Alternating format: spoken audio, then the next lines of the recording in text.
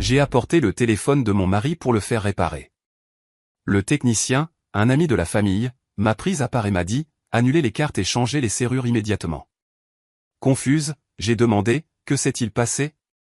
Il m'a montré l'écran. J'ai trouvé ces messages programmés. N'oubliez pas de vous abonner à la chaîne et de commenter d'où vous regardez.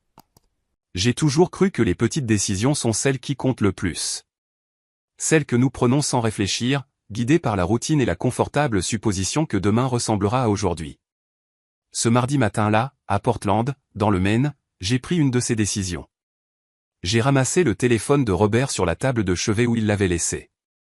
J'ai remarqué l'écran fissuré dont il se plaignait depuis des semaines et j'ai décidé de l'emmener enfin à la boutique de réparation de Kevin, sur Commercial Street.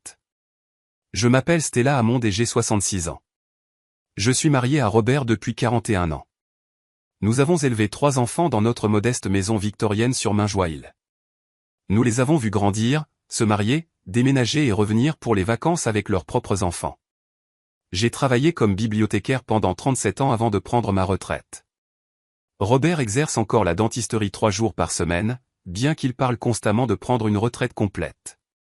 Nous sommes, de l'avis de tous, ordinaires, à l'aise, en sécurité. Ce matin-là, Robert était déjà parti pour son cabinet. Il avait été agité la veille, faisant les 100 pas dans la cuisine, vérifiant son téléphone à plusieurs reprises. Quand je lui ai demandé ce qui n'allait pas, il m'a adressé ce sourire étudié que je l'avais vu utiliser avec des patients nerveux et a dit, juste un problème de facturation avec le cabinet. Rien d'inquiétant, Stella. J'avais appris il y a longtemps à ne pas insister quand Robert utilisait ce ton. Notre mariage avait été construit sur des fondations de respect mutuel et de limites soigneusement entretenues. Il gérait les finances. Je gérais la maison. Il prenait les grandes décisions. Je les rendais acceptables. Ça fonctionnait. Ça avait toujours fonctionné. La boutique d'électronique de Kevin était coincée entre un café et une librairie d'occasion. Le genre d'établissement de quartier qui survit grâce à sa réputation et à ses relations personnelles. Kevin Torres réparait les appareils de notre famille depuis 15 ans. Sa fille avait fait partie de mon club de lecture. Sa femme m'avait apporté de la soupe quand j'avais eu une pneumonie il y a 3 hivers. Il était, comme les petites communautés ancrées, de la famille. La cloche a sonné quand je suis entré. Kevin a levé les yeux d'un ordinateur portable démonté, ses lunettes de lecture perchées sur son crâne chauve. Madame Hammond. Qu'est-ce qui vous amène? Le téléphone de Robert, ai-je dit, en brandissant l'appareil. L'écran est fissuré depuis un mois. Il n'arrête pas de dire qu'il va l'apporter, mais vous savez, les hommes. Kevin a ri. Le rire complice d'une exaspération partagée. Laissez-le-moi. Je devrais avoir terminé pour 16 heures. Quel est le code d'accès? J'ai récité les 6 chiffres. L'anniversaire de la mère de Robert. Un code qu'il utilisait pour tout depuis que je le connaissais. Simple, prévisible. Robert n'était pas un homme qui aimait la complexité. Parfait. Je vous appellerai quand ce sera prêt. J'ai passé la journée comme la plupart de mes journées. Yoga le mardi matin au centre communautaire. Déjeuner avec Margaret, mon amie depuis 30 ans, qui a parlé du divorce de sa fille avec le genre de résignation fatiguée qui vient quand on voit ses enfants faire les erreurs qu'on avait prédites. Course à l'épicerie. J'ai acheté du saumon pour le dîner. Le genre sauvage que Robert préférait. Cher, mais ça valait le coup pour la façon dont ça le faisait sourire. L'appel est arrivé à 15h30. Madame Hammond, c'est Kevin. Le téléphone est réparé, mais... Il a marqué une pause. Et dans cette pause, j'ai senti quelque chose basculer. Pourriez-vous passer? Il y a quelque chose que je dois vous montrer. Y a-t-il un problème avec la réparation? Non, l'écran est parfait. S'il vous plaît, venez, et venez seul. Je connaissais Kevin depuis 15 ans. Je n'avais jamais entendu ce ton dans sa voix auparavant. Prudent. Presque effrayé. Le trajet de retour vers Commercial Street a duré 12 minutes. Je les ai comptés. Quand on a 66 ans, on a appris à reconnaître les moments juste avant que tout ne change. Votre corps le sait avant que votre esprit ne l'accepte. Mes mains étaient stables sur le volant, mais mon cœur battait contre mes côtes comme une chose en cage. Kevin attendait près de la porte. Il l'a verrouillée derrière moi, a retourné le panneau sur « Fermé » et m'a conduite à l'arrière-salle où il faisait ses réparations. Le téléphone de Robert était posé sur l'établi, l'écran brillant et intact. « Stella » a-t-il dit, et l'utilisation de mon prénom a confirmé ce que je savais déjà. C'était personnel maintenant, pas des affaires. J'ai besoin que vous écoutiez attentivement. Annulez les cartes de crédit. Changez les serrures de votre maison aujourd'hui. Tout de suite. La pièce a légèrement tangué. Je me suis agrippé au bord de l'établi. De quoi parlez-vous? Quand je transférais les données pour tester le nouvel écran, j'ai trouvé quelque chose dans ces messages. Des messages programmés. La mâchoire de Kevin s'est crispée. J'ai failli ne pas regarder. J'aurais aimé ne pas l'avoir fait. Mais une fois que j'ai vu. Mon Dieu, Stella, vous devez voir ça. Il a pris le téléphone, l'a déverrouillé avec le code que je lui avais donné et a ouvert l'application de messagerie. Puis il a navigué vers une fonctionnalité dont je ne connaissais même pas l'existence. Messages programmés, en attente d'envoi automatique à des dates et heures futures. Il y en avait 7, tous adressés au même numéro, tous programmés pour être envoyés au cours des 3 prochains mois. Kevin m'a tendu le téléphone. Je suis vraiment désolé. J'ai lu le premier message, puis le second. Au troisième, j'ai dû m'asseoir. Les messages étaient de Robert à une certaine, elle. Ce n'étaient pas des lettres d'amour, rien d'aussi simple. C'étaient des instructions, logistiques, cliniques, effroyablement détaillées. La police d'assurance vie est dans le coffre-fort. Combinaison 32-18-7. Le capital d'essai est de 750 000 $. La signature de Stella est enregistrée auprès de la compagnie. Ils ne poseront pas de questions. J'ai documenté ses problèmes de mémoire avec le docteur Patterson. Il a convenu qu'elle montre des signes précoces de démence. Cela établit un schéma si quelqu'un pose des questions plus tard. Le testament laisse tout aux enfants, mais je suis l'exécuteur testamentaire. Je contrôlerai la distribution. Une fois l'homologation terminée, nous pourrons accéder à tout sans suspicion. 6 mois, peut-être 8. N'oublie pas, le deuil est attendu. Je jouerai le veuf dévasté. La communauté me soutiendra. Personne ne remet en question un homme qui a perdu sa femme de 40 ans. Ma vision s'est rétrécie en un tunnel. Le téléphone semblait lourd dans mes mains, comme s'il pesait plus que n'importe quel objet n'en avait le droit. J'ai fait défiler jusqu'au dernier message, programmé pour être envoyé dans 3 mois. C'est fait. L'enterrement a eu lieu hier. Tout s'est déroulé comme prévu. Je te vois à Boca la semaine prochaine. L'appartement est prêt. Notre nouvelle vie commence maintenant. La date de ce dernier message était le 12 janvier, dans 3 mois. Dans l'esprit de Robert, dans le calcul qu'il avait fait du temps qu'il me restait sur Terre, je serais morte d'ici le 12 janvier. Kevin parlait, ces mots venant de très loin. Je ne sais pas qui est elle. Je ne sais pas ce qu'il prépare, mais ces messages. Stella, il documente votre mort avant qu'elle n'arrive. Il prépare quelque chose. J'ai levé les yeux vers lui. Le visage de Kevin était pâle, ses mains tremblaient légèrement. Il me connaissait depuis 15 ans. Il avait réparé mon ordinateur portable quand j'avais accidentellement téléchargé un virus. Il m'avait aidé à transférer des photos de mes petits-enfants sur ma tablette. Il m'avait appris à utiliser FaceTime pendant la pandémie. Et maintenant, il me montrait la preuve que mon mari depuis 41 ans prévoyait de me tuer. As-tu prévenu quelqu'un d'autre? Ma voix semblait étrange. Calme? Trop calme? Non.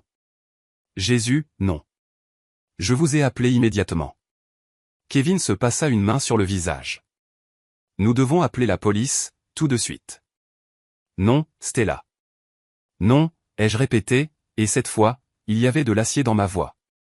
Je me suis levé, me suis stabilisé contre l'établi, et j'ai regardé Kevin Torres avec tout le poids de mes 66 ans derrière mon regard. Si nous appelons la police maintenant, qu'avons-nous? Des messages sur un téléphone. Il dira que c'était des brouillons, des blagues, une fiction qu'il écrivait. C'est un dentiste respecté. Je suis une bibliothécaire à la retraite à qui, selon ce qu'il a dit aux gens, la mémoire fait défaut. Qui pensez-vous qu'ils croiront? Kevin a ouvert la bouche, puis l'a refermée. Il savait que j'avais raison. Je me suis retourné vers le téléphone, vers les messages qui exposaient ma mort comme un rendez-vous chez le dentiste. clinique, programmée, inévitable. Je dois les copier, ai-je dit. Tous. Et ensuite, je veux que vous répariez ce téléphone comme si de rien n'était. Peux-tu faire ça, Stella?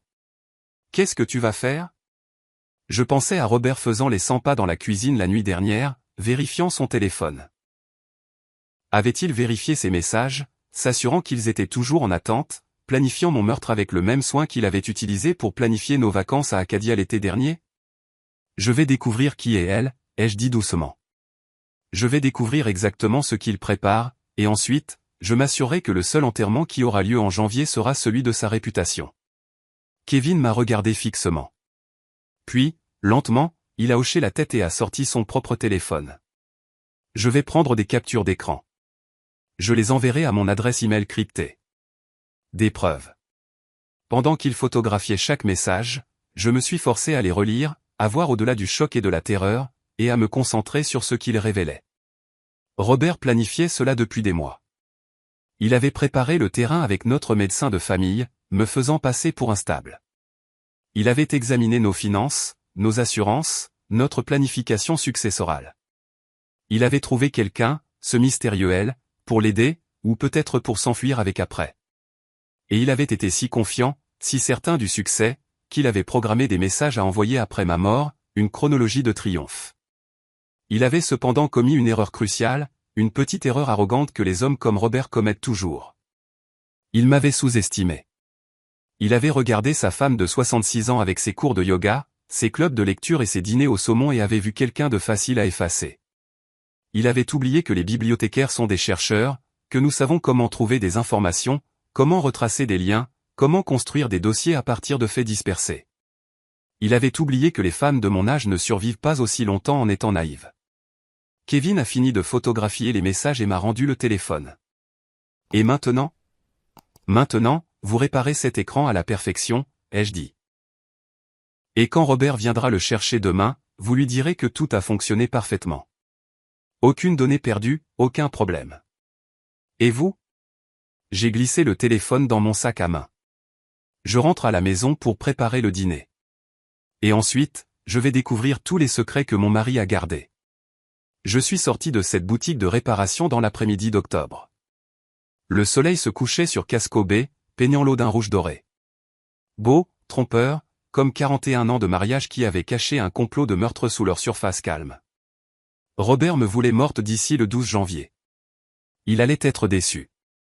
J'ai cuisiné le saumon ce soir-là avec le genre de précision qui vient de la mémoire musculaire, saisir 4 minutes de chaque côté, finir avec du citron et de l'aneth, des asperges rôties en accompagnement.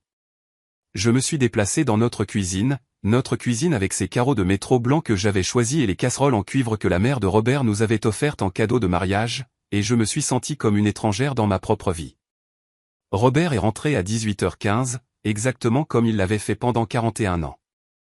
J'ai entendu sa clé dans la serrure, le rythme familier de ses pas dans le couloir. Il est apparu dans l'embrasure de la porte de la cuisine, portant toujours sa blouse blanche de dentiste, et a souri.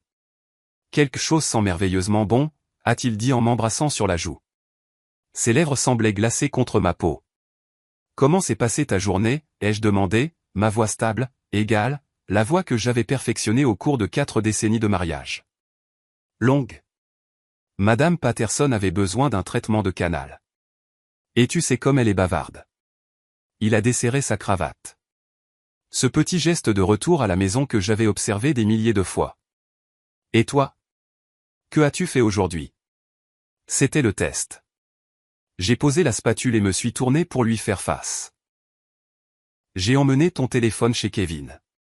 Il finira les derniers tests cette nuit pour que tu puisses le récupérer demain. J'ai observé son visage, guettant la moindre lueur de panique, le resserrement autour de ses yeux. Le moindre signe qu'il se souvenait de ce qui était caché dans ce téléphone. Rien. Son sourire n'a pas vacillé. Oh, merveilleux. Merci, ma chérie. Je n'arrête pas de me dire qu'il faut que je le fasse. Il s'est dirigé vers le réfrigérateur, a sorti une bière. Kevin, il a fait son bon travail habituel? Parfait comme toujours, ai-je dit, et je me suis retourné vers le saumon. Il ne se doutait de rien. Il avait planifié mon meurtre avec une telle confiance qu'il ne lui était jamais venu à l'esprit que le téléphone pourrait le trahir. Ou peut-être avait-il simplement oublié ses messages programmés, cachés dans une fonctionnalité qu'il supposait que je ne découvrirais jamais. L'arrogance. Ce serait sa chute. Nous avons dîné à table, juste nous deux, dans la salle à manger qui avait autrefois accueilli 5 personnes. Robert a parlé d'une nouvelle assistante dentaire qu'il avait embauchée. De la saison décevante des Red Sox, de la prochaine visite de notre fils Michael pour Thanksgiving. Une conversation normale, des mensonges confortables enveloppés dans la routine de 41 ans. En fait, Robert a dit, en posant sa fourchette. J'ai pensé aux vacances. Peut-être devrions-nous inviter tout le monde ici cette année. Toute la famille. Ce pourrait être notre dernier grand rassemblement avant. Il s'est interrompu, a fait un geste vague. Avant quoi, ai-je demandé, bien qu'une sensation glaciale se formait dans mon estomac. Avant que nous ne soyons trop vieux pour cette grande maison, a-t-il dit doucement. J'ai pensé que nous devrions prendre plus petit. Peut-être un appartement, moins d'entretien. Il a tendu la main sur la table, a tapoté la mienne. Et honnêtement, Stella, je me suis inquiété pour toi. Les escaliers, ta mémoire ces derniers temps. Je pense que quelque chose de plus petit serait mieux. Ma mémoire ? Il préparait le terrain même au dîner, plaidant pour mon incompétence, mon déclin. À combien d'autres personnes en avait-il parlé ? Depuis combien de temps construisait-il ce récit ? Ma mémoire va très bien, ai-je dit doucement. Bien sûr que oui, ce sourire condescendant. Je veux juste ce qu'il y a de mieux pour toi, pour nous. Après le dîner, Robert s'est retiré dans son bureau, une pièce où j'entrais rarement, son domaine de revues dentaires et de dossiers financiers. J'ai nettoyé la cuisine avec la même précision que j'avais utilisée pour cuisiner. Et puis je suis monté dans notre chambre. Notre chambre. Je l'ai regardé avec des yeux nouveaux. Le lit queen que nous avions partagé pendant 41 ans. Les photographies sur la commode. Notre mariage. Les enfants à différents âges. Les petits-enfants. Les lunettes de lecture de Robert sur la table de chevet. Mes romans policiers empilés à côté de la lampe. De quel côté du lit elle dormirait-elle une fois que je serais morte ? Je me suis assise au petit bureau dans le coin, j'ai ouvert mon ordinateur portable et j'ai commencé à chercher. Trouver elle ne serait pas facile. Une seule initiale ne laissait aucune trace. Mais Robert était une créature d'habitude, et les habitudes laissent des schémas. J'ai commencé par ses emails. Je connaissais son mot de passe depuis des années, les mêmes chiffres que son téléphone, l'anniversaire de sa mère. Il ne s'était jamais donné la peine de me cacher ses comptes. Pourquoi l'aurait-il fait ? Je n'étais que Stella, sa femme agréable, qui ne pleurait jamais, ne questionnait jamais. Sa boîte de réception ne révélait rien d'inhabituel. Des emails du cabinet dentaire, des confirmations pour des heures de départ au golf, des newsletters de sociétés d'investissement. J'ai remonté de 3 mois, 6 mois, à la recherche de quoi que ce soit adressé à quelqu'un avec un nom en L. Rien. J'ai vérifié son dossier d'éléments envoyés, ses éléments supprimés, son spam. Les heures passaient. En bas, j'ai entendu la porte du bureau de Robert s'ouvrir, ses pas se dirigeant vers la cuisine pour sa tasse de thé nocturne. La maison s'est installée dans ses bruits familiers autour de moi, et j'ai continué à chercher. À 23 heures, j'ai trouvé le premier fil. C'était dans un dossier que j'avais presque manqué, intitulé « Gestion du cabinet ». Enfoui parmi des emails légitimes sur la planification et les fournitures, il y avait un message datant de 3 mois, adressé à une personne nommée El Hardy. Le contrat est prêt pour votre examen. Une fois finalisé, nous pourrons avancer avec le partenariat. J'ai joint les états financiers que vous aviez demandés. Comme vous pouvez le voir, le cabinet est assez rentable, plus que suffisant pour nous deux. Partenariat. El Hardy n'était pas une amante. Du moins, pas seulement une amante. C'était des affaires. J'ai ouvert la pièce jointe. C'était un état financier détaillé du cabinet dentaire de Robert, mais les chiffres ne correspondaient pas à ce qu'il m'avait montré pour nos impôts. Le cabinet valait près de 2 millions de dollars, le triple de ce que j'avais cru. Et il y avait une note en bas. Calendrier de liquidation des actifs, janvier 2025. Janvier, le mois où j'étais censé mourir. Mes mains tremblaient tandis que je cherchais d'autres emails de El Hardy. Il y en avait 7 autres, chacun soigneusement caché dans ce dossier anodin. L'histoire a émergé comme une photographie se développant dans une chambre noire. Elle Hardy, Laura Hardy, était une consultante en affaires que Robert avait engagée il y a 6 mois. Les emails étaient professionnels au début, discutant de l'évaluation du cabinet et des acheteurs potentiels, mais au 3e email, le ton avait changé. J'apprécie votre discrétion concernant les aspects personnels de cette transition. Comme nous en avons discuté, une rupture nette avec votre situation actuelle rendra la vente et la relocalisation beaucoup plus simples. J'attends avec impatience notre nouvel arrangement. Situation actuelle. Il parlait de moi. Et puis, dans un email doux, j'ai réservé l'appartement à Boca Raton. 2 chambres, vue sur l'océan, comme vous l'avez demandé. Nous pouvons conclure la vente dès que vos affaires ici seront réglées. Je joins les photos de l'annonce. Je pense que vous approuverez. J'ai cliqué sur la pièce jointe. Un condominium de luxe, tout en marbre blanc et baies vitrées donnant sur l'Atlantique. 2 millions de dollars selon le prix de l'annonce, à acheter avec l'argent du cabinet de Robert et, vraisemblablement, de mon assurance vie. J'ai pris des captures d'écran de tout, je me les suis envoyées par email à une adresse que Robert ne connaissait pas, puis j'ai effacé l'historique de mon navigateur. Il était plus de minuit quand je me suis enfin glissé dans le lit à côté de mon mari. Il dormait déjà, ronflant doucement, un bras jeté sur mon oreiller. Je suis resté dans le noir et je l'ai écouté respirer. Combien de nuits avions-nous dormi ainsi? Combien de matins m'étais-je réveillé à ses côtés? Comment n'avais-je jamais vu ce qui se cachait sous la surface? Où l'avais-je vu et avais-je simplement choisi de ne pas regarder? Le lendemain matin, je me suis rendu à la bibliothèque publique de Portland, où j'avais travaillé pendant 37 ans. Je connaissais chaque recoin de ce bâtiment, chaque ressource, chaque base de données de recherche. Plus important encore, je connaissais les gens. Stella. Marian Andrew, la bibliothécaire de référence en chef, a levé les yeux de son bureau avec un plaisir sincère. Qu'est-ce qui t'amène? On te manque déjà? Impossible de rester loin, ai-je dit en souriant. Marian, j'ai besoin d'une faveur. J'ai besoin de faire des recherches sur quelqu'un, mais il faut que ce soit fait discrètement. L'expression de Marian s'est durcie. Elle avait travaillé avec moi pendant 20 ans. Elle savait quand quelque chose n'allait pas, viens dans mon bureau. Je lui ai raconté une version de la vérité, que je soupçonnais Robert de préparer quelque chose de financier, peut-être de vendre son cabinet, peut-être de prévoir de partir. Que j'avais besoin d'informations sur son associé. Je n'ai pas mentionné le meurtre. Pas encore. Cette vérité était trop grande, trop impossible à dire à voix haute. Laura Hardy, répéta Marian en tapant sur son ordinateur. Voyons ce que nous pouvons trouver. Ce que nous avons trouvé au cours des 3 heures suivantes était accablant. Laura Hardy avait 42 ans, une consultante en affaires spécialisée dans les acquisitions de cabinets médicaux. Elle avait travaillé sur une douzaine de ventes de cabinets au cours des 5 dernières années. Elle était basée à Boston mais voyageait fréquemment. Elle était divorcée, sans enfant, et selon son profil LinkedIn, elle avait récemment déménagé à Portland, dans le Maine, pour superviser une nouvelle acquisition importante. Elle est d'ici, ai-je demandé. Très d'ici. Marian a cliqué sur les registres de propriété. Elle a acheté un appartement en centre-ville il y a 6 mois. Pearl Street, avec vue sur le port. Payé comptant, 800 000 $. D'où une consultante en affaires tirerait-elle ce genre d'argent?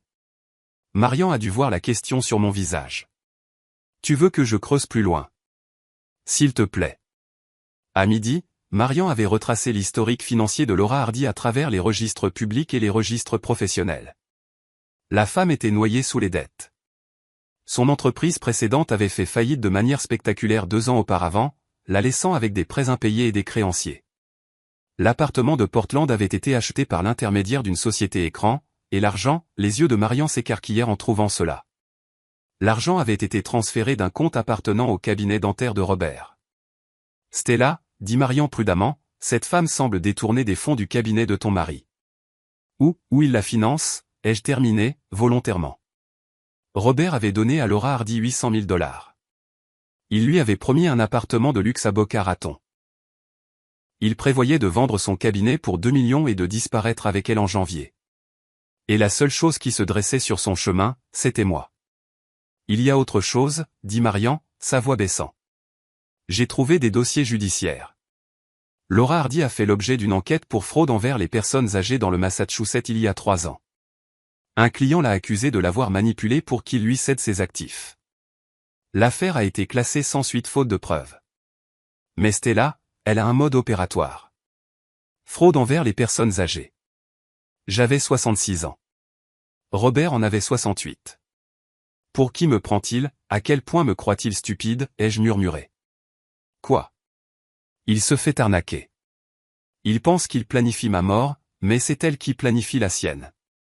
J'ai regardé Marian, les pièces du puzzle s'assemblant. Il lui donne de l'argent, me faisant passer pour incompétente pour justifier le meurtre, rédigeant probablement un testament qui lui laisse tout par un arrangement quelconque. Et une fois que je suis morte et qu'il m'a tuée, elle le tient. Il serait un meurtrier. Elle pourrait tout contrôler. Le visage de Marian était devenu pâle. Stella, nous devons appeler la police tout de suite. Et leur dire quoi? Que mon mari prépare peut-être quelque chose en se basant sur des messages programmés et des transferts financiers qui pourraient tous avoir des explications innocentes? J'ai secoué la tête. J'ai besoin de plus. J'ai besoin de preuves de ce qu'il prépare. J'ai besoin de savoir exactement comment il a l'intention de me tuer. Comment vas-tu? Mon téléphone a sonné. Le numéro de Robert. J'ai répondu, la voix calme. Allô? Stella. Où es-tu? La voix de Robert était tendue par quelque chose que je ne pouvais pas identifier. Colère, peur. À la bibliothèque. Pourquoi? J'ai besoin que tu rentres à la maison maintenant. Nous avons un visiteur. Qui? Il y a eu une pause. Le docteur Patterson est passé parce que tu étais trop anxieuse pour venir au cabinet. Il a accepté une brève visite à domicile pour examiner le dépistage cognitif qu'il dit avoir dans ses dossiers. La pièce a tangué. Je n'ai jamais eu d'évaluation cognitive. Si, tu en as eu une. Le mois dernier, tu ne te souviens pas? Sa voix a pris ce ton condescendant. Stella, c'est exactement ce qui nous inquiète. S'il te plaît, rentre à la maison. Le docteur Patterson attend. Il a raccroché. J'ai regardé fixement le téléphone. Marian me regardait, son visage plein de peur et de sympathie. Il fabrique des dossiers médicaux, ai-je dit lentement. Il implique notre médecin de famille dans cette affaire, créant une documentation sur ma prétendue démence. Il est en train de monter son dossier en ce moment même, Stella. Si je rentre à la maison, le docteur Patterson m'examinera. Robert l'aura briefé sur ce qu'il faut chercher, ce qu'il faut documenter. Il créera une trace écrite montrant que je suis incompétente. Je me suis levé, mes jambes chancelantes. Et une fois que cette trace existera, quand je mourrai, personne ne remettra cela en question. Juste une tragédie. Une femme atteinte de démence, peut-être un accident, peut-être qu'elle s'est trompée dans ses médicaments. C'est comme ça qu'il prévoyait de le faire. Pas de violence, rien qui ne laisserait de preuves, juste un déclin lent et documenté qui rendrait ma mort inévitable. Attendu, triste, mais pas suspecte. Qu'est-ce que tu vas faire? A demandé Marian. Je pensais à Robert qui attendait à la maison avec le docteur Patterson.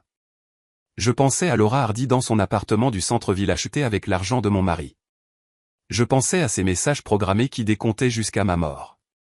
Je vais rentrer à la maison, ai-je dit, et je vais passer cette évaluation cognitive et je vais la réussir parfaitement. Et ensuite? Ensuite, je vais découvrir chaque détail de leur plan et je vais le démanteler pièce par pièce. J'ai pris mon sac à main, me suis dirigé vers la porte. Marian, j'ai besoin que tu continues tes recherches. Tout ce que tu peux trouver sur Laura Hardy, chaque cas sur lequel elle a travaillé, chaque client qu'elle a eu. Peux-tu faire ça? Bien sûr, mais Stella, sois prudente. J'ai été prudente pendant 66 ans, ai-je dit. Il est temps d'être autre chose. J'ai roulé vers la maison à travers les rues d'Automne, passé le port où les touristes photographiaient le phare, passé le café où Robert et moi prenions le petit déjeuner le dimanche. Tout semblait identique, beau, normal. Tout était un mensonge. La Mercedes argentée du docteur Patterson était garée dans notre allée. Je me suis garé à côté, j'ai vérifié mon apparence dans le rétroviseur. Soignée, calme, complètement saine d'esprit. Je suis entré dans ma maison pour trouver mon mari et mon médecin qui attendaient dans le salon, et sur la table basse entre eux se trouvait un dossier intitulé « Évaluation cognitive Stella Hammond ». Robert m'a souri. Te voilà, ma chérie. Le docteur Patterson a quelques inquiétudes dont il aimerait discuter. Bien sûr, ai-je dit en m'asseyant sur la chaise en face d'eux. Et tandis que le docteur Patterson ouvrait ce dossier rempli de résultats de tests fabriqués, j'ai réalisé quelque chose que Robert avait oublié dans sa planification minutieuse. J'avais passé 37 ans en tant que bibliothécaire. Je savais comment rechercher, comment documenter, comment construire un dossier en béton, et j'avais passé 41 ans en tant que sa femme. Je connaissais ses habitudes, ses manies, ses faiblesses. Il m'avait rendu invisible en me sous-estimant. Maintenant, cette invisibilité serait ma plus grande arme. Alors, Stella, commença le docteur Patterson en sortant une série de papiers. Votre mari vous a amené le mois dernier pour des tests cognitifs de routine. Vous vous en souvenez? Je l'ai regardé droit dans les yeux et j'ai menti avec 41 ans de pratique derrière moi. L'évaluation cognitive du docteur Patterson était conçue pour me faire échouer. Je l'ai vu immédiatement dans la façon dont les questions étaient structurées, dans la façon dont Robert me regardait avec une anticipation à peine dissimulée, attendant que je trébuche. En quelle année sommes-nous, Stella? 2024 le 8 octobre, pour être précise. Mardi. Vous portez la cravate bleue que votre femme vous a offerte pour votre anniversaire le mois dernier. J'étais à la fête, et vous avez mangé du saumon hier soir parce que je peux le sentir sur votre haleine quand vous vous penchez en avant. Le docteur Patterson a cligné des yeux. À côté de lui, la mâchoire de Robert s'est crispée de manière presque imperceptible. L'évaluation a duré 40 minutes. J'ai répondu parfaitement à chaque question, récité des séries de chiffres à l'envers et à l'endroit, dessiné des cadrans d'horloge avec des aiguilles précises, nommé des objets, rappelé des listes. J'étais polie, vive, indéniablement compétente. Eh bien, dit finalement le docteur Patterson en fermant son dossier d'un claquement sec. Votre fonction cognitive semble tout à fait normale aujourd'hui, Stella. Peut-être y a-t-il eu une erreur dans les tests précédents. Peut-être n'y a-t-il eu aucun test précédent, dis-je doucement. Le silence s'installa dans la pièce. Le visage de Robert resta soigneusement neutre, mais je vis ses mains se crisper sur la coudoir de son fauteuil. Stella, commença-t-il. Tu es confuse. Non, Robert, je ne le suis pas, je me suis tourné vers le docteur Patterson. Docteur, je ne suis jamais allé à votre cabinet pour des tests cognitifs. Je n'ai jamais eu de rendez-vous pour un dépistage de la démence, et pourtant vous avez un dossier à mon nom contenant des résultats fabriqués. J'aimerais beaucoup savoir comment cela s'est produit. Le visage du docteur Patterson a rougi. Madame Hammond, je peux vous assurer que ces dossiers sont faux. Ils sont faux. Je me suis levé, je me suis dirigé vers la table basse et j'ai pris le dossier. Il est daté du 12 septembre. Le 12 septembre, j'étais à Boston à une conférence de bibliothécaires. J'ai des reçus d'hôtel, des registres de présence à la conférence et des photographies avec des collègues.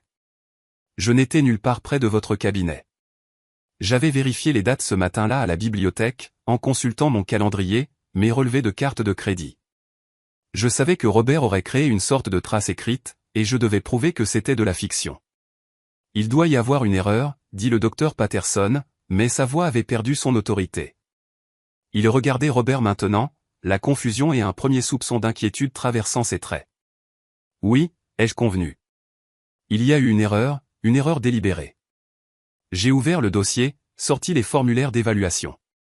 Ce ne sont même pas vos formulaires, docteur. L'entête est légèrement différent. L'adresse indique suite 240, mais votre cabinet est dans la suite 204. Je le sais parce que j'y suis allé une douzaine de fois au fil des ans. Quelqu'un a créé ces documents, mais il n'a pas été assez prudent. Robert se leva brusquement. Stella, je pense que tu as besoin de te reposer. Tu es visiblement contrarié. Je ne suis pas contrarié. J'ai les idées claires. Peut-être pour la première fois depuis des années. Je me suis retourné vers le docteur Patterson. Docteur, mon mari vous a-t-il demandé de créer de faux dossiers médicaux, ou les a-t-il créés lui-même et prévoyait-il de vous les faire valider? Je ne. Le docteur Patterson bégayait maintenant, rassemblant ses papiers avec des mains tremblantes. Je pense qu'il y a eu un grave malentendu, Robert. Peut-être devrions-nous en discuter en privé. C'est une excellente idée, dit Robert doucement, se dirigeant vers la porte. Stella, Pourquoi ne te reposes-tu pas à l'étage pendant que le docteur Patterson et moi réglons ça? Non. Le mot est sorti plus dur que je ne l'avais prévu. Je ne vais nulle part. En fait, docteur, je pense que vous devriez partir maintenant, et je pense que vous devriez réfléchir très attentivement à ce que vous direz de cette visite, car les faux dossiers médicaux sont un crime grave. Le docteur Patterson a pratiquement fui. J'ai entendu sa Mercedes démarrer, le crissement du gravier alors qu'il reculait trop rapidement de notre allée. Robert et moi nous tenions dans le salon, face à face, à travers 41 ans de mariage. Stella, dit-il enfin, sa voix prenant un ton raisonnable et mesuré. Je sais ce que ça a l'air, mais tu dois comprendre. Je m'inquiète pour toi. Je m'inquiète depuis des mois. Ta mémoire, ta confusion. Arrête. J'ai levé une main. Nous savons tous les deux que je ne suis pas confuse. Nous savons tous les deux exactement ce qui se passe ici. Quelque chose a changé sur son visage. Le masque de l'inquiétude a glissé juste un instant, et j'ai vu en dessous. Un calcul froid. De l'irritation face à un plan qui a mal tourné. Qu'est-ce que tu penses qu'il se passe exactement? Demanda-t-il doucement. Je pense que tu prévois de me faire déclarer incompétente pour pouvoir contrôler nos biens. Je pense que tu as une liaison avec une femme nommée Laura Hardy. Je pense que sa main s'est tendue et a attrapé mon poignet.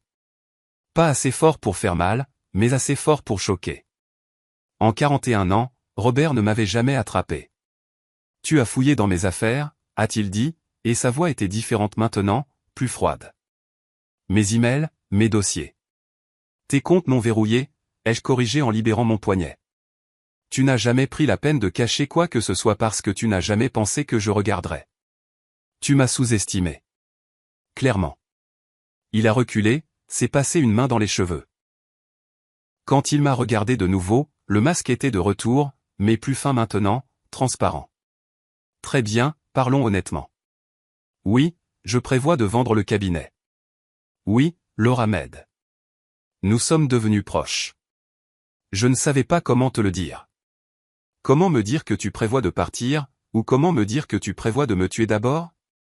Les mots restèrent suspendus dans l'air entre nous. Le visage de Robert devint blanc, puis rougit de colère. C'est insensé, dit-il, mais sa voix vacilla. Je ne ferai jamais. 12 janvier, ai-je dit. C'est la date sur tes messages programmés. Ceux où tu dis à Laura, elle, comme tu l'appelles, que l'enterrement est terminé et que votre nouvelle vie commence. Je les ai tous lus, Robert. Chaque mot. Il s'assit lourdement sur le canapé, le visage dans les mains. Pendant un long moment, il ne parla pas. Quand il leva enfin les yeux, il y avait des larmes dans ses yeux. Je n'ai jamais voulu que tu le découvres comme ça, dit-il doucement. Stella, je suis tellement désolé, mais tu dois comprendre. Je suis malheureux depuis des années, des décennies peut-être. Ce mariage, cette vie, ça m'étouffe. Laura me fait me sentir à nouveau vivant. Ce sont les larmes qui m'ont le plus choqué. Elles semblaient réelles. Peut-être l'était-elle. Peut-être croyait-il vraiment à sa propre justification. Alors ai-je dit. Demande le divorce. Tu n'as pas besoin de me tuer pour être avec elle. Ce n'est pas si simple. Il a essuyé ses yeux et maintenant sa voix a pris une qualité suppliante. Le cabinet, la maison, tout ce que nous avons construit, ce sont des biens communs. Un divorce me ruinerait financièrement. Le cabinet vaut 2 millions de dollars, Stella. J'ai travaillé toute ma vie pour ça. Je ne peux pas en donner la moitié. Alors, tu préférerais me tuer pour ça? Non. Mon Dieu, non. Je n'ai jamais. Il s'arrêta. Sembla reconsidérer. Les messages n'étaient pas sérieux. C'était un jeu de rôle fantastique. Laura et moi, nous étions justes. Ne fais pas ça. J'ai senti quelque chose se briser en moi. Un dernier fil de la femme que j'avais été. Ne m'insulte pas avec plus de mensonges. Je sais pour l'appartement à Boca Raton. Les 800 000 que tu lui as déjà donnés. Son historique de fraude envers les personnes âgées. Je sais tout. Le visage de Robert s'est durci. Si tu sais tout, alors tu sais que tu ne peux pas arrêter ça. Je suis l'exécuteur testamentaire. Je contrôle les décisions médicales si tu deviens incompétente. Et avec les dossiers du docteur Patterson, je peux te faire déclarer incompétente quand je le veux. Tu n'as aucun pouvoir ici, Stella. Tu n'en as jamais eu. Le docteur Patterson ne soutiendra pas de faux dossiers maintenant. Pas après aujourd'hui. Ah non? Robert a souri, et c'était un sourire terrible. Il est mon ami depuis 20 ans.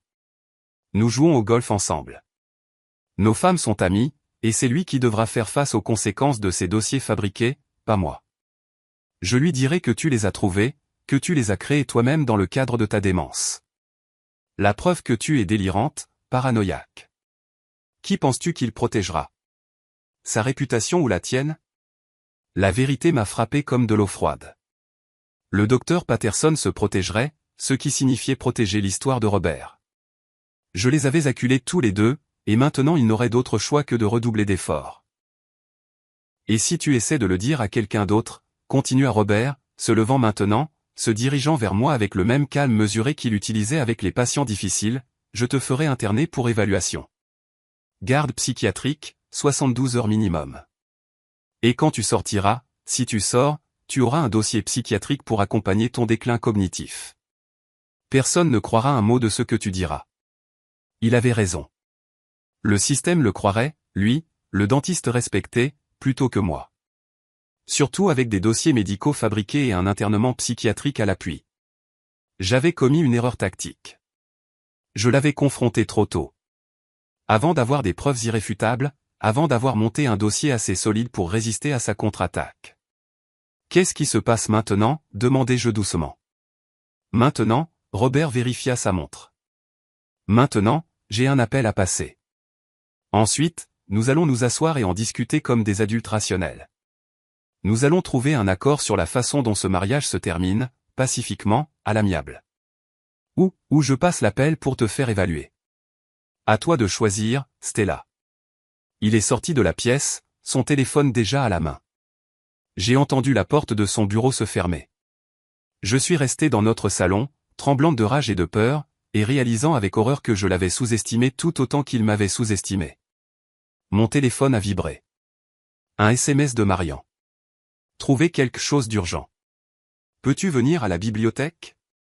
N'appelle pas, viens juste. J'ai regardé vers le bureau de Robert. Derrière cette porte fermée, il passait son appel. À Laura, au docteur Patterson, à quelqu'un d'autre dans cette conspiration. J'ai attrapé mon sac à main et me suis dirigé vers la porte. Où vas-tu? La voix de Robert venait de l'embrasure de la porte du bureau. Dehors, ai-je dit. Nous n'avons pas fini de parler. Si, pour l'instant. J'ai croisé son regard. Tu as dit que j'avais le choix. Je le fais. Je pars. Si tu sors par cette porte, alors quoi? Tu me feras interner? Vas-y, essaie. Mais je leur dirai tout, Robert. À propos de Laura Hardy. À propos de l'argent que tu lui as donné. À propos des messages programmés planifiant ma mort. Voyons quelle histoire ils croiront. C'était du bluff. Je le savais. Il le savait probablement aussi. Mais ça m'a fait gagner du temps. Je suis sorti de ma maison, suis monté dans ma voiture et je suis parti. Dans le rétroviseur, j'ai vu Robert debout sur le pas de la porte, son téléphone pressé contre son oreille, me regardant partir. L'après-midi d'octobre était devenu gris, des nuages arrivant de l'Atlantique. La pluie arrivait. Je pouvais la sentir dans l'air. À la bibliothèque, Marian attendait dans son bureau, le visage pâle. « Que as-tu trouvé ?» demandai-je. Elle tourna son écran d'ordinateur vers moi. Dessus, il y avait un article de presse du Boston Globe datant de 8 mois. Le propriétaire d'un cabinet dentaire retrouvé mort dans un suicide apparent. L'associé commercial sous enquête. J'ai lu l'article avec une horreur grandissante. Le docteur James Cole, un dentiste de Boston, avait été retrouvé mort chez lui, un suicide apparent par surdose de médicaments. Son associé, une consultante nommée Laura Hardy, avait fait l'objet d'une enquête pour irrégularité financière, mais n'avait jamais été inculpé. Le cabinet avait été vendu peu de temps après, ses actifs liquidés. Il y a plus, dit Marian doucement, en cliquant sur un autre article. 2 ans avant ça, un autre dentiste dans le Connecticut. Même schéma. Laura Hardy comme consultante. Mort soudaine, cabinet liquidé. Cette affaire a été classée comme un accident. Monoxyde de carbone dans son garage. Combien, ai-je murmuré. 3 que je peux trouver. Peut-être plus. Les mains de Marian tremblaient. Stella, elle a déjà fait ça.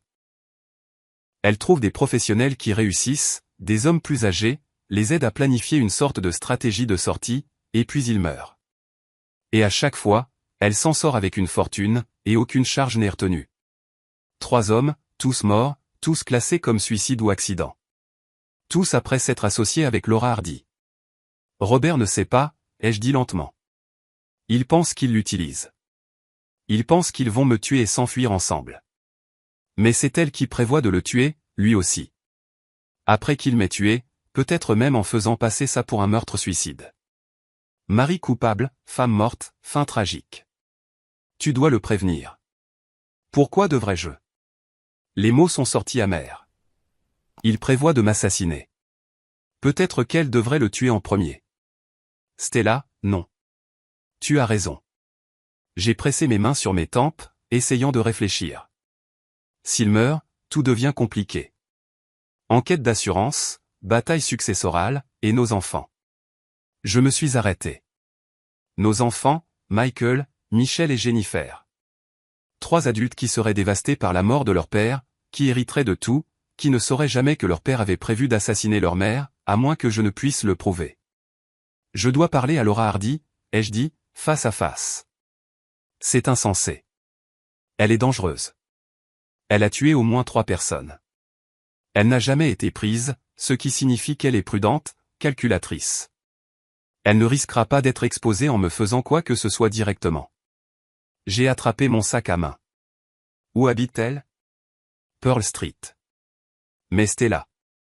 Fais-moi confiance, je sais ce que je fais. Je ne le savais pas. Pas vraiment.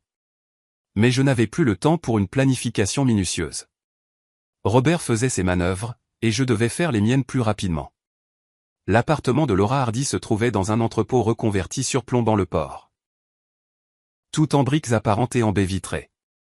Le genre d'endroit qui criait l'argent. De l'argent qu'elle avait obtenu de mon mari. J'ai sonné à son appartement. Pas de réponse. J'ai réessayé. Oui. Sa voix est venue par l'interphone, douce et cultivée. Mademoiselle Hardy, je m'appelle Stella Hammond. Je crois que vous connaissez mon mari, Robert.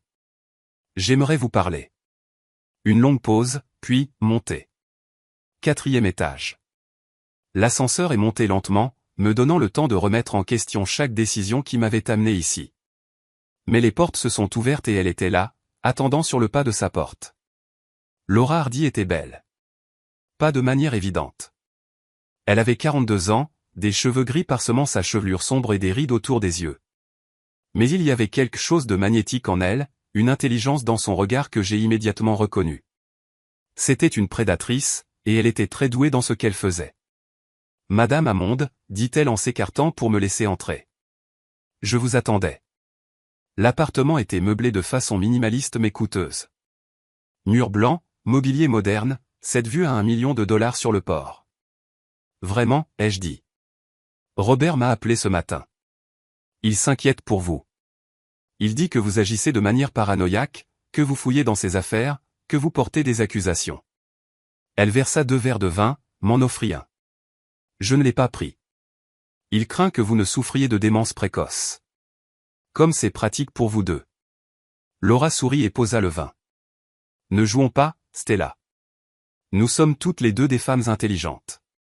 Vous savez ce qui se passe. La question est, qu'allez-vous faire à ce sujet?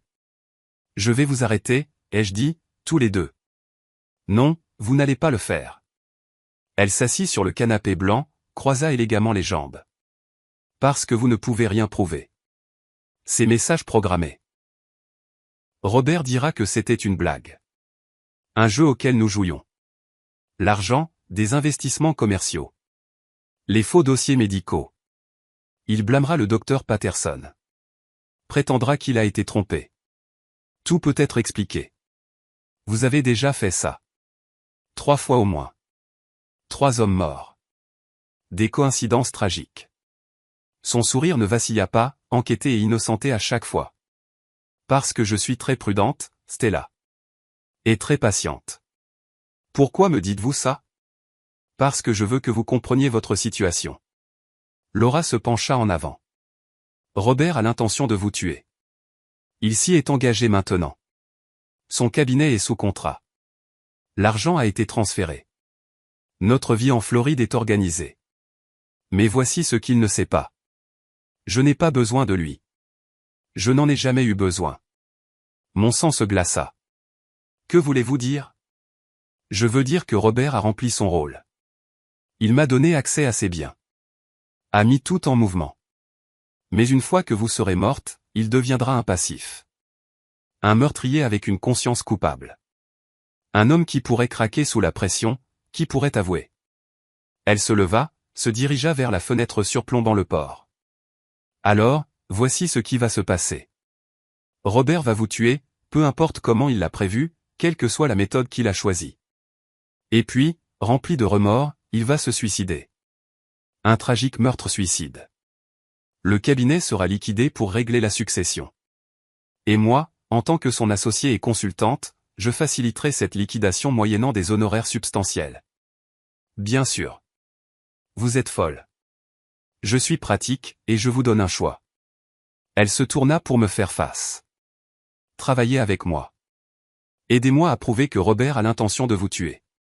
Nous irons à la police ensemble. Vous, l'épouse inquiète, moi, l'associé inquiète, nous le dénoncerons, nous vous sauverons la vie, et il ira en prison. Le cabinet devra toujours être vendu, mais vous serez en vie pour en profiter. Vous voulez que je trahisse mon mari? Je veux que vous surviviez. Et en retour, vous partagerez les produits de la vente du cabinet avec moi. $1 million pour vous, 1 million pour moi. Vous vivez. Je suis payé. Robert va en prison. Tout le monde y gagne, sauf Robert, bien sûr. Je la regardais fixement. Cette femme qui avait tué 3 hommes et qui m'offrait maintenant un pacte avec le diable. Pourquoi vous ferais-je confiance? Parce que vous n'avez pas le choix. Robert va vous tuer, Stella. Bientôt. Peut-être cette semaine. Peut-être ce soir. Votre seule chance est d'agir en premier, avec moi. Elle s'approcha, sa voix baissant. Ou vous pouvez essayer de l'arrêter seule et finir comme une autre statistique tragique.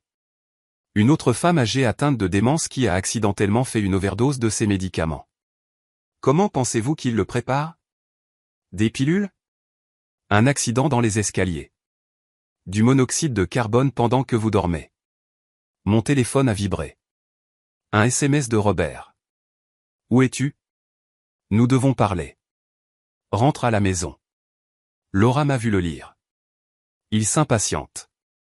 Il passe à l'action. Qu'est-ce que ce sera, Stella? Vous associez avec moi par amour ou rentrez chez votre mari et tentez votre chance. J'ai regardé cette femme qui avait tué 3 hommes, qui prévoyait de tuer mon mari, qui m'offrait la survie au prix de la trahison. Et j'ai réalisé que quelque part au cours des dernières 48 heures, j'étais entré dans un piège sans bonne issue. J'ai besoin de temps pour réfléchir, ai-je dit. Vous avez jusqu'à minuit. Après ça, j'appelle Robert et je lui dis que vous êtes venu ici, que vous savez tout, qu'il doit agir immédiatement.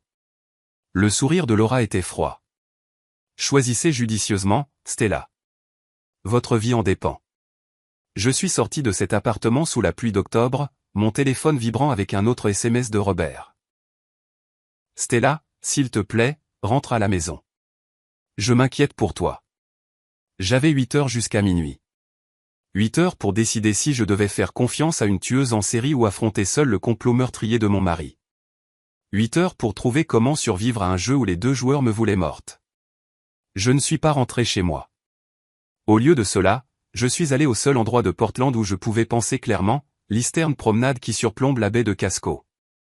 La pluie avait cessé, laissant la soirée d'octobre froide et vive. Je me suis assise sur un banc face à l'eau et j'ai essayé d'organiser le chaos des dernières 48 heures en quelque chose qui ressemblait à un plan. Robert me voulait morte pour l'argent et la liberté. Laura voulait Robert mort pour l'argent et la sécurité. Tous deux croyaient que j'étais superflue, naïve, facile à manipuler ou à éliminer. Ils avaient tous les deux tort.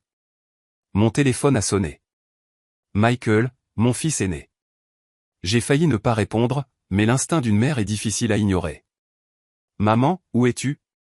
Papa m'a appelé. Il est mort d'inquiétude. Je vais bien, Michael. J'avais juste besoin de prendre l'air. Il dit que tu as agi bizarrement, paranoïaque. Il a mentionné quelque chose à propos de faux dossiers médicaux. La voix de Michael avait ce ton prudent que les gens utilisent quand ils pensent parler à quelqu'un d'instable. Maman, est-ce que tu te sens bien? Ainsi, Robert travaillait déjà sur les enfants, semant des graines, construisant son récit. Michael, j'ai besoin que tu m'écoutes très attentivement. Ton père te ment. Maman, non. Écoute, il prépare quelque chose. Quelque chose de terrible. J'ai trouvé des preuves. Des preuves de quoi? Maintenant, Michael semblait vraiment inquiet. Pas pour moi. Pour mon état mental. Maman. Papa dit que tu as fouillé dans ses affaires, que tu as porté des accusations sur son associé. Il est vraiment inquiet pour toi. Nous le sommes tous. Nous. Michel et Jennifer sont en route depuis Boston. Elles seront là ce soir. Nous pensons que tu devrais peut-être voir quelqu'un. Un spécialiste. Papa a trouvé un très bon établissement. Cet établissement? Les mots sont sortis plats. Il veut me faire interner. Pas interner, juste évaluer. Maman, tu n'as pas l'air d'être toi-même. J'ai fermé les yeux. C'était le plan B de Robert. S'il ne pouvait pas me tuer discrètement, il me ferait hospitaliser. Et une fois que je serais enfermée, sous médicaments, déclarée incompétente, il pourrait faire ce qu'il voudrait de nos biens, de notre vie. Et quand je mourrais enfin dans cet établissement, ou après, personne ne remettrait cela en question. Michael, le 12 septembre, où étais-je? Quoi? Septembre. Où étais-je? Une pause. Je ne sais pas, pourquoi? Parce que ton père a des dossiers médicaux prétendant que j'étais au cabinet du docteur Patterson pour des tests cognitifs ce jour-là. Mais en réalité, j'étais à Boston pour une conférence de bibliothécaire. J'ai des preuves, des reçus, des photos, des registres de présence. Quelqu'un a créé de faux documents, Michael. Quelqu'un essaie de me faire passer pour incompétente alors que je ne le suis pas. Silence à l'autre bout du fil. Puis, pourquoi papa ferait-il ça? Parce qu'il a l'intention de me quitter. Il y a une femme nommée Laura Hardy. Il lui a donné 800 000 $. Il vend son cabinet et il a besoin que je sois déclarée incompétente pour pouvoir tout contrôler sans un divorce compliqué. La voix de Michael s'est éteinte. C'est fou, maman. Est-ce que ça l'est? Ou est-ce que ça explique tout ce qui s'est passé? Le comportement secret de ton père. L'inquiétude soudaine pour ma mémoire, la pression pour prendre plus petit, pour simplifier nos finances. Une autre pause. Plus longue cette fois. Je vais lui en parler. Ne le fais pas, le mot est sorti plus sec que je ne l'avais prévu. Michael, s'il te plaît, ne lui dis pas que nous avons parlé de ça. Pas encore. Viens juste à Portland. Regarde les preuves que j'ai. Ensuite, décide ce que tu crois. Maman, si ce que tu dis est vrai. C'est vrai. Et c'est pire que tu ne le penses, mais j'ai besoin que tu me fasses confiance. Peux-tu faire ça? Il a soupiré. D'accord, je viendrai. Mais j'emmène Michel et Jennifer avec moi. Nous nous assiérons tous ensemble et nous réglerons ça. Merci. J'ai terminé l'appel avant qu'il ne puisse entendre ma voix se briser. Le soleil se couchait sur la baie, peignant l'eau de rouge et d'or, magnifique et froid, comme tout le reste dans ma vie ces derniers temps. J'avais 3 heures jusqu'à minuit. 3 heures avant l'expiration de l'ultimatum de Laura. J'avais besoin d'un plan qui n'impliquait pas de faire confiance à une tueuse en série ou d'affronter seul le complot meurtrier de mon mari. J'ai appelé Marian. J'ai besoin de tout ce que tu as trouvé sur Laura Hardy. Tout. Et j'ai besoin que tu m'aides avec autre chose. N'importe quoi. J'ai besoin de tout documenter. Chaque email, chaque transfert financier, chaque preuve. Je veux que ce soit organisé, daté, avec des références croisées, et je veux que ce soit fait dans les 2 prochaines heures. Stella, qu'est-ce que tu prépares? Je prévois de survivre. Nous avons travaillé dans le bureau de Marian. La bibliothèque était calme autour de nous après la fermeture. Marian a imprimé des emails, des dossiers financiers, des articles de presse sur les précédentes victimes de Laura. J'ai rédigé une chronologie détaillée de tout ce qui s'était passé, de chaque découverte, de chaque menace. Nous avons tout organisé dans un dossier. Des preuves qui racontaient une histoire complète.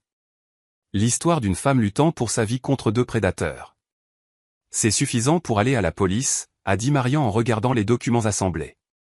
Non, ça ne l'est pas. Tout ici peut être expliqué. Les emails sont de la correspondance commerciale. Les transferts d'argent sont des investissements. Les messages programmés sont, selon Robert, des blagues. Laura n'a jamais été inculpée dans ces autres décès. J'ai fermé le dossier. J'ai besoin de quelque chose d'irréfutable. Un aveu. Une action si clairement criminelle que personne ne pourra la nier. Comment obtiens-tu ça? En leur faisant croire qu'ils ont gagné. À 21h, j'ai appelé Laura Hardy. Je le ferai, ai-je dit. Votre plan. Je travaillerai avec vous, mais je veux des garanties. Venez à mon appartement. Nous discuterons des termes. Non, un lieu public. Le café sur Congress Street. 22h, une pause. Très bien, venez seul. Je ne suis pas allé seul. Marian a suivi à distance, assise à une table séparée avec son ordinateur portable, prête à documenter tout ce qui se passerait. Laura est arrivée exactement à 22h, se glissant dans la banquette en face de moi. Elle a commandé un cappuccino, a souri à la serveuse comme si nous étions de vieilles amies ayant une conversation agréable. Alors, vous avez décidé d'être intelligente, a-t-elle dit. J'ai décidé de rester en vie. Ce n'est pas la même chose. C'est assez proche. Elle a sorti un dossier remarquablement similaire à celui que j'avais créé avec Marian. J'ai tout documenté. Les transferts financiers de Robert à moi, les faux dossiers médicaux, les messages programmés. J'ai des copies aussi. Il me les a montrés en pensant que ça m'amuserait. Homme arrogant. Vous vous attendez à ce que je croie que vous allez le trahir? Je le trahis déjà. La question est de savoir si vous êtes assez intelligente pour accepter de l'aide. Elle a fait glisser le dossier sur la table. C'est tout ce dont la police aura besoin. Nous y allons ensemble demain matin. Nous leur disons que nous avons toutes les 2 découvert le plan de Robert. 2 témoins crédibles. Ils l'arrêteront immédiatement. J'ai regardé le dossier. Il était complet. Accablant. Presque trop parfait. Et après son arrestation, ai-je demandé. Après, vous m'engagez pour aider à liquider le cabinet. Je reçois mes honoraires pour le travail que j'ai déjà fait. Vous gardez le reste. Nous nous en sortons toutes les 2 indemnes. Sauf pour les 3 hommes que vous avez tués. Son sourire ne vacilla pas, je n'ai tué personne. 3 hommes sont morts. Je n'ai rien à voir avec ça. Aucune preuve, aucune accusation, aucun lien. Et si vous essayez de faire un lien, vous devrez expliquer comment vous le savez, ce qui signifie expliquer comment vous avez enquêté sur moi, ce qui vous fait paraître paranoïaque, instable. Elle se pencha en avant. Acceptez-le, Stella. Je suis votre meilleure option, votre seule option. Qu'est-ce qui vous fait penser que je ne vais pas aller à la police moi-même, tout de suite? Parce que vous n'êtes pas stupide. Vous savez qu'ils ne vous croiront pas sans preuve. Et le temps que vous rassembliez cette preuve, vous serez morte. Elle a vérifié sa montre. En parlant de ça, mon délai est passé. Vous avez fait votre choix en venant ici. Alors, allons-y. Son téléphone a vibré. Elle y a jeté un coup d'œil et son expression a légèrement changé. Un resserrement autour de ses yeux. Qu'est-ce qu'il y a? Ai-je demandé. Robert, il me demande où je suis. Elle a tapé une réponse, a posé le téléphone. Il devient nerveux. Il passe à l'action. Quel genre de manœuvre? Le genre qui se termine avec vous morte. Probablement ce soir. Il me demande de venir chez vous. Dit qu'il a besoin d'aide pour quelque chose. Elle m'a regardé. Il a l'intention de le faire ce soir, Stella. Et il veut que je sois là pour l'aider à mettre en scène, à faire passer ça pour un accident. Le café m'a soudain semblé trop froid, trop exposé. À travers la fenêtre, je pouvais voir Congress Street, les passants du soir, le monde normal qui vaquait à ses occupations pendant que ma vie chancelait au bord du gouffre. Alors nous appelons la police maintenant, ai-je dit. Et on leur dit quoi? Que votre mari a envoyé un SMS à son associé? Ce n'est pas un crime. Laura se leva. Non, on s'en tient au plan. Demain matin, on y va ensemble avec les preuves. Ce soir, vous restez dans un endroit sûr. Un hôtel. Ne rentrez pas chez vous. Il saura que quelque chose ne va pas, laissez-le savoir. Laissez-le paniquer. Les hommes paniqués font des erreurs. Elle a ramassé son dossier. Je vous retrouve au poste de police demain matin. 9 heures précises. Ne soyez pas en retard et ne faites rien de stupide. Elle est partie avant que je puisse répondre, disparaissant dans la nuit d'octobre. Marian s'est matérialisée à mon coude. L'as-tu eu ? J'ai sorti le petit enregistreur de mon sac à main, un enregistreur numérique que j'avais emprunté à la collection de livres audio de la bibliothèque. Chaque mot. Elle a avoué travailler avec Robert. Elle a confirmé son plan de me tuer. C'est différent. J'ai empoché l'enregistreur, mais c'est un début. Et maintenant ? Maintenant, je rentre chez moi. Stella, elle a dit ? Elle a dit que Robert prépare quelque chose ce soir, ce qui signifie que je dois être là pour l'arrêter et pour le documenter. Je me suis levé, j'ai rassemblé mes affaires. Marian, si quelque chose m'arrive, si je ne t'appelle pas d'ici minuit, emmène ce dossier à la police. Dis-leur tout. Je n'aime pas ça. Moi non plus. Mais j'ai 66 ans et j'en ai assez d'être sous-estimé. Par Robert, par Laura, par tous ceux qui pensent que l'âge vous rend faible. Je lui ai touché l'épaule. Merci pour tout. J'ai roulé vers la maison à travers des rues devenues inconnues, menaçantes. Chaque voiture derrière moi pouvait me suivre. Chaque ombre pouvait cacher un danger. Mais j'avais passé 41 ans dans cette maison, et je n'allais pas laisser la peur me chasser de mon propre foyer. La voiture de Robert était dans l'allée. La maison était sombre, à l'exception d'une lumière dans la cuisine. Je suis resté un moment dans ma voiture, vérifiant mon téléphone. Un SMS de Michael. Nous sommes en route. On devrait être là vers 23 heures. Papa dit de ne pas l'attendre. Il dit que tu as besoin de repos. Repos. Un autre mot pour inconscience, vulnérabilité. J'ai répondu par SMS, ne venez pas à la maison. Retrouvez-moi au poste de police demain matin, 9 heures. Amenez Michel et Jennifer. C'est important. Puis je suis sorti de la voiture et j'ai marché vers ma maison. La porte d'entrée n'était pas verrouillée. Je suis entré, mes sens en alerte, consciente de chaque son, de chaque ombre. Robert, ai-je appelé. Dans la cuisine, ma chérie. Je l'ai trouvé à table, une bouteille de vin ouverte, 2 verres servis. Il m'a souri en me voyant. Le même sourire que j'avais vu 10 000 fois auparavant. Chaleureux, familier, mortel. J'étais inquiet, a-t-il dit. Je suis content que tu sois à la maison. Vraiment ? Bien sûr. Il a fait un geste vers le vin. Assieds-toi, s'il te plaît. Nous devons parler. J'ai regardé les verres. Le vin était mon préféré. Un pinot noir de l'Oregon. Cher. Une bouteille que nous gardions pour les grandes occasions. Qu'est-ce qu'on fait, ai-je demandé, sans bouger. On ne fait rien. On règle les choses. Il a pris son verre, a bu une gorgée. Je sais que tu as eu peur, Stella, que tu as été confuse. Je sais que tu as trouvé des choses qui t'ont inquiété, mais je peux tout expliquer. Si seulement tu veux bien t'asseoir et écouter. Je suis resté debout. Où est Laura ? Sa main s'est crispée sur le verre. Laura, ton associée ? La femme à qui tu as donné 800 000 $. La femme avec qui tu prévois de t'enfuir après ma mort. Où est-elle ? Stella, pour l'amour de Dieu. Elle ne vient pas, n'est-ce pas ? Tu lui as envoyé un SMS, tu lui as demandé de venir t'aider, mais elle n'a pas répondu parce qu'elle en a fini avec toi, Robert. Elle a eu ce qu'elle voulait. Et maintenant tu es seul avec une femme qui sait tout et un complot de meurtre qui s'effondre. Robert a posé son verre très prudemment. Quand il m'a regardé, le masque avait complètement disparu. Pas de chaleur, pas de faux-semblant, juste une évaluation froide. Que sais-tu exactement ? Demanda-t-il. Tout.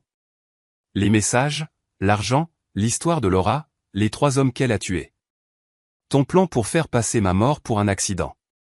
J'ai sorti mon téléphone, je l'ai levé, et j'ai tout enregistré. des preuves, assez pour t'envoyer en prison pour complot en vue de commettre un meurtre. Tu bluffes. Vraiment? J'ai fait jouer la voix de Laura depuis l'enregistreur dans mon sac à main. Il a l'intention de le faire ce soir, Stella, et il veut que je sois là pour l'aider à mettre en scène. Le visage de Robert est devenu blanc, puis rouge. Il s'est levé et j'ai vu ses mains trembler de rage ou de peur. Je ne pouvais pas dire. Tu as tout gâché, a-t-il dit doucement. 41 ans, et tu as tout gâché en 2 jours. J'ai tout gâché? Tu as prévu de m'assassiner. J'avais prévu d'être libre. Il a frappé la main sur la table, faisant sauter les verres de vin. Libre de ce mariage étouffant, de cette vie ennuyeuse, de cette prison de responsabilité. Laura m'a offert une issue, une nouvelle vie. Et toi? Il m'a pointé du doigt, son doigt tremblant. Tu ne pouvais pas simplement l'accepter. Tu devais enquêter, t'ingérer, tout gâcher. Et maintenant? Ai-je demandé, ma voix plus stable que je ne le sentais. Prévois-tu toujours de me tuer ici ce soir, avec tes enfants en route? Ça l'a arrêté. Les enfants. J'ai appelé Michael, je lui ai tout dit.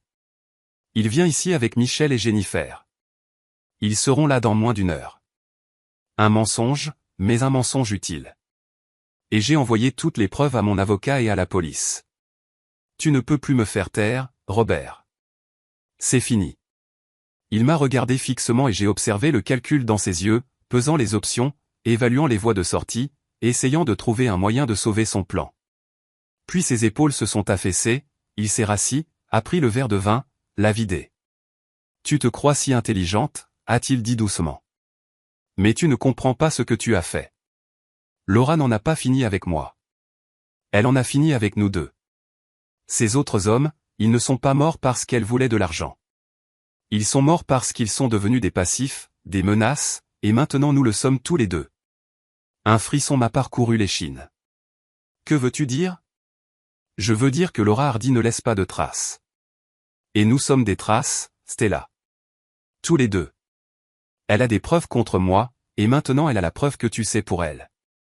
Elle ne peut laisser aucun de nous parler à la police, alors elle va. La fenêtre de la cuisine a volé en éclats.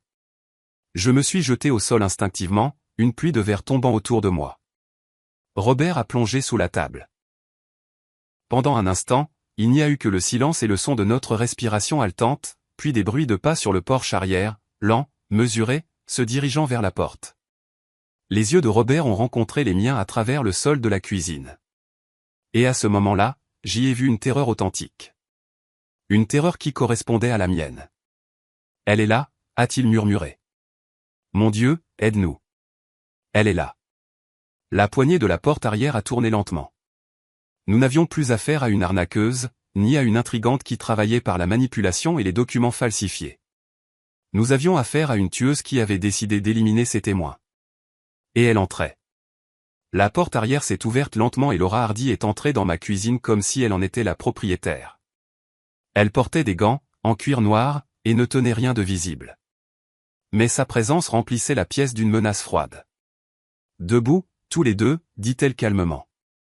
Lentement, Robert et moi nous sommes relevés du sol, le verre craquant sous nos chaussures. Mon cœur battait la chamade contre mes côtes, mais mon esprit était clair. Cristallin. C'était le moment auquel je m'étais préparé, même si je ne le savais pas, Laura, commença Robert. Je peux expliquer. Tu m'as envoyé 6 SMS ce soir, l'interrompit-elle en s'avançant dans la cuisine. Des messages désespérés, me suppliant de venir t'aider à gérer Stella. Tu as fait de moi une co-conspiratrice dans un meurtre, Robert. Tu l'as mis par écrit. Pensais-tu vraiment que j'ignorerais ce passif? Je n'ai jamais voulu. Bien sûr que non. Tu ne penses jamais au-delà de tes besoins immédiats. C'est pourquoi tu es un criminel exécrable. Elle me jeta un coup d'œil. Et toi, si intelligente. Enregistrant notre conversation, rassemblant des preuves, jouant les détectives. Tu aurais dû aller à la police immédiatement. Au lieu de ça, tu es rentré chez toi pour le confronter. Erreur fatale. La police a tout, ai-je dit, si quelque chose nous arrive. Non, ils n'ont rien. Tu bluffes. Je peux le dire. Laura sourit. Tu voulais d'abord plus de preuves. Tu voulais le prendre sur le fait, obtenir un aveu. Tu es trop minutieuse pour aller à la police avec un dossier incomplet. C'est l'instinct d'une bibliothécaire. Compléter la recherche avant de tirer des conclusions. Elle avait raison, et elle le savait. Le dossier était toujours avec Marian. L'enregistrement dans mon sac à main. Rien n'avait encore été livré à la police. Alors, quel est ton plan, demandai-je, forçant ma voix à rester stable. Nous tuer tous les deux? Ça fait 2 meurtres, Laura. Beaucoup plus difficile à expliquer qu'un seul accident. Pas quand c'est un meurtre-suicide. Elle se dirigea vers la bouteille de vin sur la table. Un mari désemparé qui prévoyait de tuer sa femme se fait surprendre par elle. Ils se battent. Il la poignarde. Elle prit le couteau sur le comptoir, celui que j'avais utilisé pour couper les citrons pour le dîner. Et puis, rongé par la culpabilité, il se suicide. Fin tragique d'un mariage de 41 ans. Tout le quartier en parlera pendant des années. Ils mèneront l'enquête, dit Robert, la voix tremblante. Ils trouveront les transferts financiers, les preuves. Des preuves que je fournirai moi-même. En tant qu'associé inquiète qui a essayé de prévenir Stella de l'état mental déclinant de son mari, de sa paranoïa, de ses fantasmes violents. Laura posa le couteau, nous regarda tous les deux. J'ai déjà fait ça. Je sais comment construire un récit. La question est, qui de vous demeure en premier? Elle jouait avec nous, appréciait cela, et j'ai réalisé quelque chose de crucial. Laura Hardy était la plus dangereuse quand elle pensait avoir gagné. Tu as fait une erreur, dis-je doucement. Laura Hardy. Ah oui? Oui. Tu as supposé que je suis rentré seul ce soir. Tu as supposé que je n'ai dit à personne où j'allais. J'ai sorti mon téléphone, je l'ai tenu pour qu'elle puisse voir l'écran. Je suis en communication ouverte avec Marian Andrew à la bibliothèque publique de Portland depuis 20 minutes. Elle a tout entendu, chaque mot que tu as dit. Le sourire de Laura a vacillé juste une seconde, mais c'était suffisant. Tu mens. Vraiment? J'ai activé le haut-parleur. Marian, es-tu là? Je suis là, Stella. La voix de Marian a rempli la cuisine, fine mais claire à travers le haut-parleur du téléphone. Et j'ai tout enregistré. Laura Hardy, j'appelle la police en ce moment sur mon autre ligne. Ils sont en route. Le visage de Laura est devenu blanc, puis a rougi de rage. Elle s'est avancée rapidement vers moi, essayant d'attraper le téléphone. J'avais passé 41 ans à être sous-estimée, à être vue comme douce, passive, sûre. J'ai jeté le café chaud de ma tasse directement sur son visage. Laura a crié, reculant en titubant, ses mains se portant à ses yeux. Robert s'est jeté sur le couteau sur le comptoir, mais j'y suis arrivé la première, l'écartant de 2. Dehors, ai-je dit à Robert. Porte d'entrée, maintenant. Mais maintenant, nous avons couru à travers le salon, passant devant 41 ans de photos de famille et de meubles soigneusement choisis. Par la porte d'entrée, dans la nuit d'octobre. Derrière nous, j'ai entendu Laura se remettre, jurer, se frayer un chemin à travers la cuisine. Les mains de Robert tremblaient alors qu'il cherchait ses clés de voiture. Elle va nous tuer. Non, elle ne le fera pas. Pas maintenant. Pas avec des témoins et des enregistrements. J'ai attrapé son bras. Mais nous devons nous rendre au poste de police tout de suite, avant qu'elle ne s'enfuie. Nous sommes montés dans sa voiture. Ses mains tremblaient trop pour qu'il puisse conduire. Alors j'ai conduit, quelque chose que je n'avais pas fait avec Robert sur le siège passager depuis des années. Nous avons dévalé main joie vers le poste de police sur Middle Street. Et j'ai rappelé Marian. La police arrive vraiment, ai-je demandé. En route pour ta maison. Je les ai appelés dès que Laura a admis qu'elle planifiait un meurtre. Ils ont écouté l'enregistrement. La voix de Marian était haletante. Stella, es-tu en sécurité? J'y arrive. Retrouve-nous au poste. Apporte tout. Le département de police de Portland était illuminé comme un phare. Je me suis garé sur le parking et nous sommes pratiquement tombés de la voiture. À l'intérieur, le sergent de nuit a levé les yeux, alarmé par notre apparence débraillée. Nous devons signaler une tentative de meurtre, ai-je dit. Et un complot, et une fraude, et nous avons des preuves. En quelques minutes, nous étions dans une salle d'interrogatoire. 1 heure plus tard, Marian est arrivée avec le dossier et les enregistrements. 2 heures plus tard, la détective Melissa Morgan examinait tout ce que nous avions compilé avec une expression de choc grandissant. Madame Hammond, dit-elle prudemment, vous me dites que votre mari a conspiré avec Laura Hardy pour vous assassiner et qu'ensuite elle a tenté de vous tuer tous les deux lorsque vous avez découvert le complot? C'est exactement ce que je vous dis.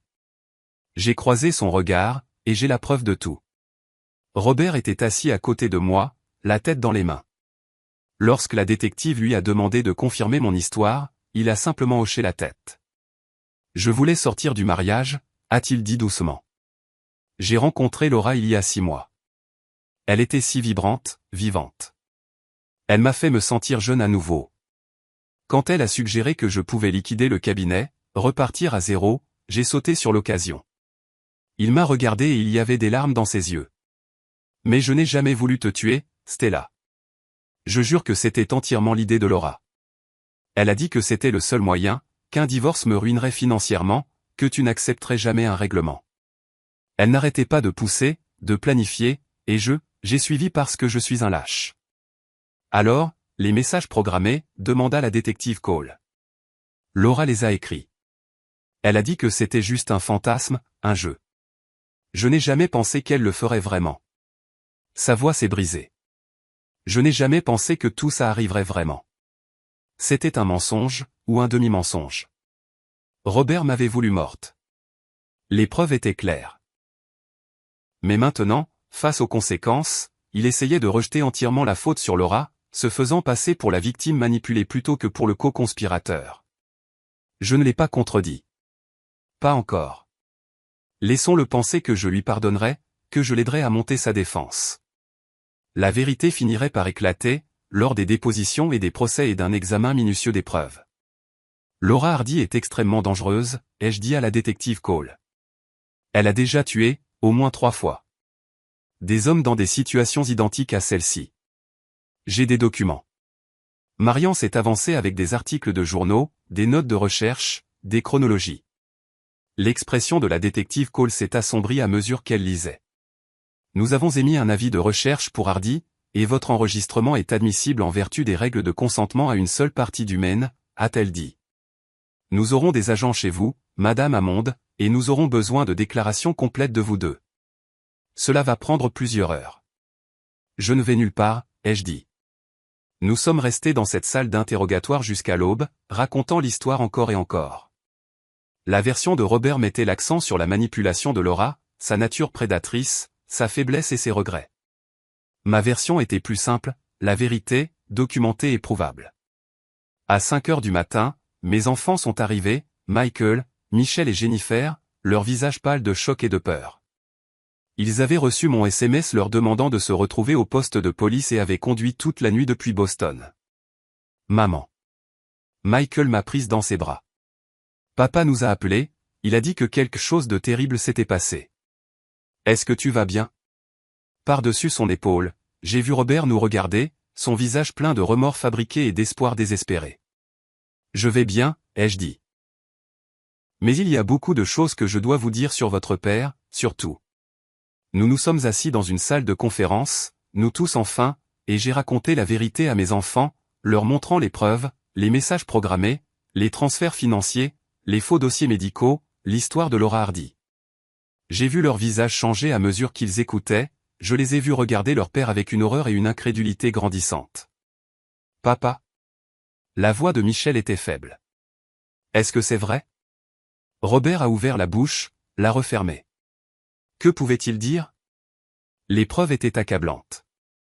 Ses explications étaient minces comme du papier. J'ai fait de terribles erreurs, a-t-il dit finalement.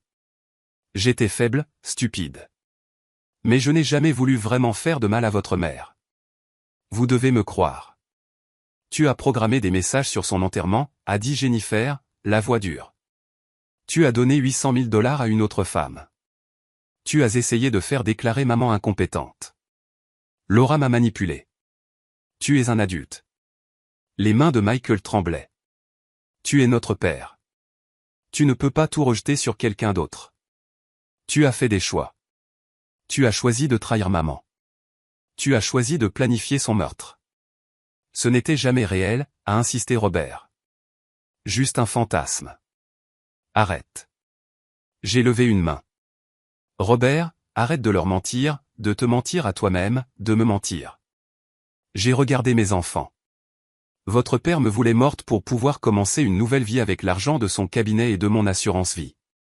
Il a impliqué Laura Hardy parce qu'il avait besoin d'aide pour mettre ça en scène. Elle a joué le jeu parce qu'elle a vu une opportunité de tout prendre et de nous éliminer tous les deux. Ils sont tous les deux coupables. Le degré peut différer, mais ils ont tous les deux prévu de me tuer. Le silence a rempli la salle de conférence. Dehors, l'aube se levait sur Portland, peignant le ciel de rose et d'or. Michelle s'est mise à pleurer. Jennifer a passé son bras autour de sa sœur. Michael a juste regardé son père avec une expression que je n'avais jamais vue auparavant. Un rejet complet. Je pense, a dit Michael lentement, que tu vas avoir besoin d'un avocat, papa. Et tu ne resteras avec aucun de nous en attendant le procès. Le visage de Robert s'est effondré. Michael, s'il te plaît. Non. Mon fils s'est levé. Tu as essayé de tuer notre mère. On ne peut pas revenir en arrière après ça. La détective Cole est apparue dans l'embrasure de la porte. Environ 2 heures après l'incident, nous avons localisé Laura Hardy alors qu'elle tentait d'embarquer sur un vol pour Miami. Nous l'avons en garde à vue. Un soulagement m'a envahi si intensément que j'ai dû m'asseoir. Elle demande un avocat, a poursuivi la détective, mais elle fait aussi des déclarations, essayant de négocier un accord. Elle prétend que vous, elle a fait un signe de tête à Robert, étiez le principal planificateur. Qu'elle n'était qu'une consultante qui s'est retrouvée dépassée.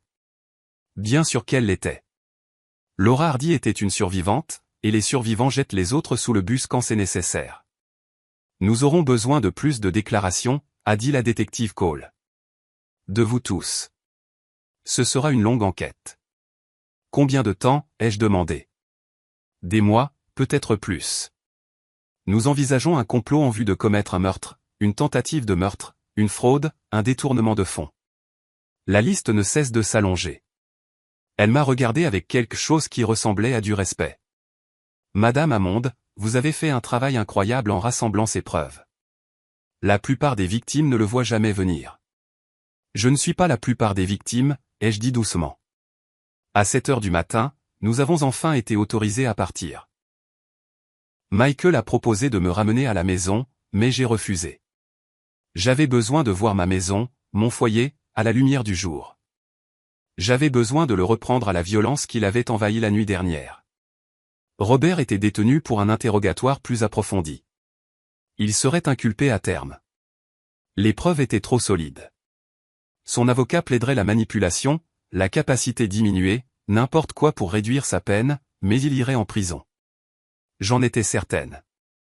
Laura Hardy se battrait plus durement. Elle avait l'expérience des enquêtes, de la construction de récits, mais cette fois, elle avait laissé trop de témoins, trop de preuves. L'enregistrement de Marian était accablant. Mon témoignage était détaillé et crédible. Et surtout, elle était devenue arrogante. Elle avait sous-estimé une bibliothécaire de 66 ans et en avait payé le prix. Je suis rentré seul en voiture à travers des rues que je connaissais depuis 41 ans, passant devant le café, la librairie et la boutique de réparation de Kevin où tout cela avait commencé. La maison était entourée de rubans de police. Des agents traitaient encore la scène, photographiant la fenêtre brisée, recueillant des preuves, documentant l'effraction de Laura. Je me suis tenu sur le trottoir et j'ai regardé ma maison. Notre maison. L'endroit où j'avais élevé 3 enfants, célébré 41 anniversaires, vécu une vie que je croyais sûre et prévisible. Madame Hammond. Un jeune officier s'est approché. Nous avons presque terminé ici. Vous devriez pouvoir rentrer cet après-midi. Y a-t-il un endroit où vous pouvez rester en attendant? Je vais trouver quelque chose. Madame, hésita-t-il. Pour ce que ça vaut, vous êtes la personne la plus courageuse que j'ai jamais rencontrée. Ce que vous avez fait la nuit dernière, appeler votre ami, tout enregistrer, jeter ce café. Vous vous êtes sauvé la vie, et probablement celle de votre mari aussi. Il n'est plus mon mari, ai-je dit. Plus d'aucune manière qui compte. Je me suis éloigné de cette maison, suis remonté dans ma voiture et j'ai conduit jusqu'à l'Eastern Promenade. Le même banc où je m'étais assise hier, essayant de donner un sens au chaos. La baie était calme ce matin, reflétant le lever du soleil. Belle, paisible, trompeuse dans sa tranquillité, tout comme mon mariage l'avait été. Mon téléphone a sonné, un numéro que je ne reconnaissais pas. Allô, Madame Amonde. C'est l'avocat Mike Cole. Je représente votre mari. Je n'ai rien à lui dire. Je comprends, mais je voulais que vous sachiez que Robert veut plaider coupable. Il est prêt à coopérer pleinement avec l'accusation, à témoigner contre Laura Hardy et à accepter la peine que le tribunal déterminera. Il m'a demandé de vous dire qu'il est désolé et qu'il sait qu'il ne mérite pas le pardon. Il a raison. Il ne le mérite pas, il veut aussi que vous sachiez qu'il m'a chargé de veiller à ce que vous conserviez tous les biens matrimoniaux, la maison, le produit de la vente du cabinet, tout. Il ne se battra pas avec vous pour le divorce ou le règlement de la propriété. J'ai ri, un son sans humour. Quelle générosité. Il me donnera ce qui m'appartient déjà pendant qu'il ira en prison pour avoir tenté de me tuer. Madame Amonde. Dites à Robert que désolé ne suffit pas, dites-lui que 41 ans de tromperie ne peuvent pas être effacés par un plaidoyer de culpabilité. Et dites-lui que j'espère qu'il vivra une très longue vie en prison, en pensant chaque jour à ce qu'il a jeté. J'ai raccroché. Le soleil était complètement levé maintenant, réchauffant la matinée d'octobre. Autour de moi, Portland se réveillait. Des joggeurs sur le sentier, des chiens promenés, le rythme ordinaire de la vie qui continuait malgré les événements extraordinaires des dernières 48 heures. J'avais survécu. Grâce à l'intelligence, au courage et au refus d'être la victime que tout le monde supposait que je serais. Mais la survie n'était que le début. Venait maintenant la partie difficile. Reconstruire une vie à partir des décombres d'un mensonge de 41 ans. 3 mois plus tard, je me tenais dans la salle d'audience et regardais Laura Hardy recevoir sa sentence, 25 ans pour complot en vue de commettre un meurtre, tentative de meurtre, fraude et une liste d'autres chefs d'accusation dont la lecture a pris 5 minutes au juge. Elle s'était battue jusqu'au bout, ses avocats construisant des défenses élaborées. Mais l'enregistrement de Marian avait été irréfutable. Mon témoignage avait été inébranlable. Et lorsque les enquêteurs ont creusé plus profondément dans ces 3 décès précédents, ils ont trouvé des schémas, des irrégularités financières, un calendrier suspect, des témoins qui avaient eu peur de parler auparavant. Laura Hardy mourrait probablement en prison. Elle m'a regardé alors que les huissiers l'emmenaient, son visage un masque de fureur froide. J'ai soutenu son regard sans broncher. Elle m'avait sous-estimé, et cette erreur lui avait tout coûté. La condamnation de Robert avait été plus calme, plus triste. 12 ans pour complot en vue de commettre un meurtre, peine réduite en raison de sa coopération et de son plaidoyer de culpabilité. Son avocat avait soutenu qu'il avait été manipulé, que Laura avait été l'architecte principal du complot. La juge était restée impassible. « Vous êtes un homme de 68 ans, avait-elle dit depuis son siège, regardant Robert avec un dégoût à peine dissimulé. Un professionnel, un père et un grand-père. Vous avez choisi de participer à un complot pour assassiner votre femme de 41 ans plutôt que d'avoir une conversation honnête sur le divorce. Ce choix révèle une profonde faillite morale, peu importe qui a initié le plan. Mes enfants avaient assisté à sa condamnation. Ils s'étaient assis derrière moi, silencieux, leur soutien une présence physique dans mon dos. Lorsque Robert s'était tourné pour nous regarder avant d'être emmené, aucun d'eux n'avait rencontré son regard. Le divorce avait été finalisé il y a 2 semaines. J'ai gardé la maison, les comptes de retraite et ma part du produit de la vente du cabinet dentaire après que le séquestre nommé par le tribunal a clôturé la vente en mars 2025. L'avocat de Robert avait tenu sa promesse. Robert n'a rien contesté.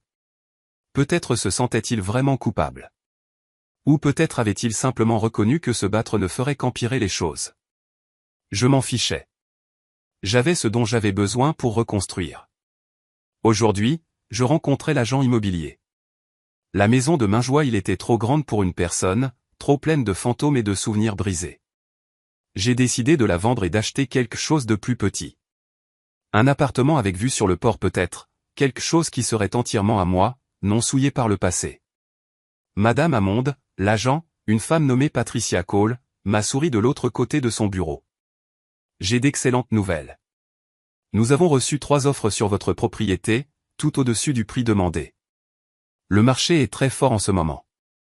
Nous avons examiné les offres ensemble. L'une venait d'une jeune famille, un couple avec 2 enfants. Leurs lettres étaient pleines d'enthousiasme à l'idée d'élever leurs enfants dans le quartier. J'ai pensé à Michael, Michel et Jennifer jouant dans ce jardin, grimpant au vieil érable, apprenant à faire du vélo dans la rue calme. Celle-ci, ai-je dit en désignant l'offre de la jeune famille. J'accepte celle-ci. C'est en fait la plus basse des 3 offres, a noté Patricia doucement. Je sais, mais ils aimeront la maison comme elle mérite d'être aimée. Cela compte plus que $20 000 supplémentaires. Patricia a souri. Vous avez bon cœur, Madame Hammond. J'ai pensé à ça en rentrant chez moi, dans la maison qui appartiendrait bientôt à quelqu'un d'autre. Gentille n'était pas le mot que la plupart des gens utilisaient pour me décrire ces derniers temps. Les nouvelles locales avaient largement couvert le procès, me dépeignant soit comme une héroïne, soit comme une victime, selon le média. Mon histoire avait été reprise au niveau national. Une femme déjoue le complot de meurtre de son mari, titré USA Today. Un producteur d'un podcast sur les crimes réels avait appelé 3 fois. J'ai décliné toutes les demandes d'interview. Ce n'était pas une histoire que je voulais raconter pour divertir. C'était ma vie, ma douleur, ma survie. Je ne devais à personne d'autre l'accès à cela. Kevin Torres avait été l'un des rares points positifs dans les suites. Il avait témoigné aux 2 procès, expliquant comment il avait trouvé les messages programmés, comment il avait immédiatement su que quelque chose n'allait pas. Son témoignage avait été crucial. Il a établi la chronologie, prouvé la préméditation. Tu m'as sauvé la vie, lui ai-je dit après. Tu t'es sauvé la vie toi-même, a-t-il corrigé. Je t'ai juste donné des informations. Tout ce qui a suivi, l'enquête, la collecte de preuves, la confrontation, c'était tout toi. Il avait raison, bien sûr. Mais j'avais appris quelque chose d'important au cours de ces 3 mois. On ne survit pas seul. L'aide de Marian avait été inestimable. L'avertissement de Kevin avait été essentiel. Le soutien de mes enfants m'avait gardé ancré quand tout semblait surréaliste et impossible. La communauté comptait. La connexion comptait. Et j'avais passé 41 ans dans un mariage qui m'avait isolé, m'avait rendue plus petite, m'avait convaincu que l'approbation de Robert était tout ce dont j'avais besoin. Plus jamais. Je me suis garé dans l'allée de la maison de Mainjoie une dernière fois. Demain, les déménageurs viendraient. La semaine prochaine, je remettrai les clés à cette jeune famille et à leurs rêves. À l'intérieur, la maison était presque vide maintenant. Des cartons bordaient les couloirs, des meubles recouverts de draps. J'avais gardé très peu de choses. Des photos de mes enfants, des livres dont je ne pouvais me séparer, quelques pièces que ma mère m'avait laissées. Tout le reste allait à des œuvres de charité ou aux enfants. Je ne voulais rien qui me rappelle Robert. Mon téléphone a sonné. Michel. Maman, tu es à la maison. Nous sommes dehors. Mes 3 enfants se tenaient sur le porche. Michael avec sa femme Amy. Michel seul après son récent divorce. Jennifer avec sa petite amie Kate. Ils portaient des sacs de course et des bouteilles de vin. Nous avons pensé que tu aurais besoin de compagnie pour ta dernière nuit ici, a dit Michael. Et nous avons apporté des provisions pour un vrai dîner d'adieu, a ajouté Jennifer. Nous avons cuisiné ensemble dans la cuisine où Laura Hardy avait menacé nos vies. Nous avons mangé à la table de la salle à manger où j'avais servi 10 000 repas de famille, où Robert avait prétendu que tout était normal tout en planifiant ma mort. Nous avons bu du vin et raconté des histoires, de bons souvenirs d'avant que tout ne s'effondre, parce que ces souvenirs méritent d'être préservés, même si le mariage lui-même avait été un mensonge. Vous vous souvenez quand papa a essayé d'installer ce ventilateur de plafond, a demandé Michel en riant. Et il est tombé au milieu du dîner et il a insisté sur le fait qu'il l'avait fait correctement, que le plafond était défectueux, a ajouté Michael. Nous avons tous ri, mais il y avait de la douleur sous l'humour. Le deuil de ceux que nous avions perdus. Du père qu'il pensait connaître. De l'unité familiale qui avait semblé si solide et qui s'est révélée être construite sur du sable. Je suis désolé, ai-je dit doucement. Je suis désolé de ne pas l'avoir vu plus tôt, de vous avoir tous laissé croire que tout allait bien pendant si longtemps. Maman, non. Jennifer a tendu la main sur la table, a pris la mienne. Tu ne nous as rien laissé croire. Il nous a tous menti pendant des années, probablement. Tu n'es pas responsable de sa tromperie. Mais j'aurais dû. Quoi? Lire dans ses pensées? Surveiller chacune de ses actions? Michael a secoué la tête. Tu as fait confiance à ton mari. Ce n'est pas un échec, maman. C'est ce que le mariage est censé être. C'est lui qui a trahi cette confiance. Tu es la personne la plus courageuse que je connaisse, a dit Michel, ses yeux brillants de larmes non versées. Quand tu as découvert ce qu'il préparait, tu ne t'es pas effondré. Tu ne t'es pas enfui. Tu t'es battu. Tu as rassemblé des preuves. Tu les as déjouées tous les deux. Et tu as survécu. Tu es notre héroïne, maman. Je me suis laissé pleurer. Alors, les premières vraies larmes que j'avais versées depuis cette nuit d'octobre où tout a changé. Mes enfants m'ont entouré, me tenant, me laissant libérer des mois de peur, de deuil et de rage. Je pensais que je serais dévasté, ai-je admis. Perdre le mariage, perdre la maison, perdre la vie que j'avais construite. Mais je ne le suis pas. Je suis soulagé. Est-ce terrible? C'est honnête, a dit Amy doucement. Et l'honnêteté est ce que tu mérites maintenant, après 41 ans de mensonges. Nous sommes restés éveillés tard, bien après l'heure à laquelle nous serions normalement allés nous coucher. Nous avons joué aux cartes, un jeu auquel nous jouions en famille depuis des décennies, nous avons bu trop de vin et nous avons ri jusqu'à en pleurer. Et pour la première fois depuis des mois, je me suis sentie légère, libre. À minuit, alors que mes enfants se préparaient à partir, Michael m'a prise à part. Je suis allé voir papa la semaine dernière, a-t-il dit doucement. Je me suis raidi. Tu n'as pas besoin de ma permission.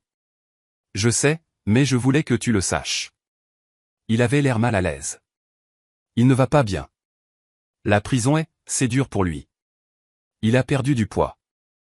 Il a l'air vieux. Il est vieux. Nous le sommes tous les deux. Il a demandé de tes nouvelles. Si tu allais bien, si tu avais trouvé un nouvel endroit. Michael a rencontré mes yeux. Je ne lui ai rien dit. J'ai dit que tu allais bien, que tu allais de l'avant.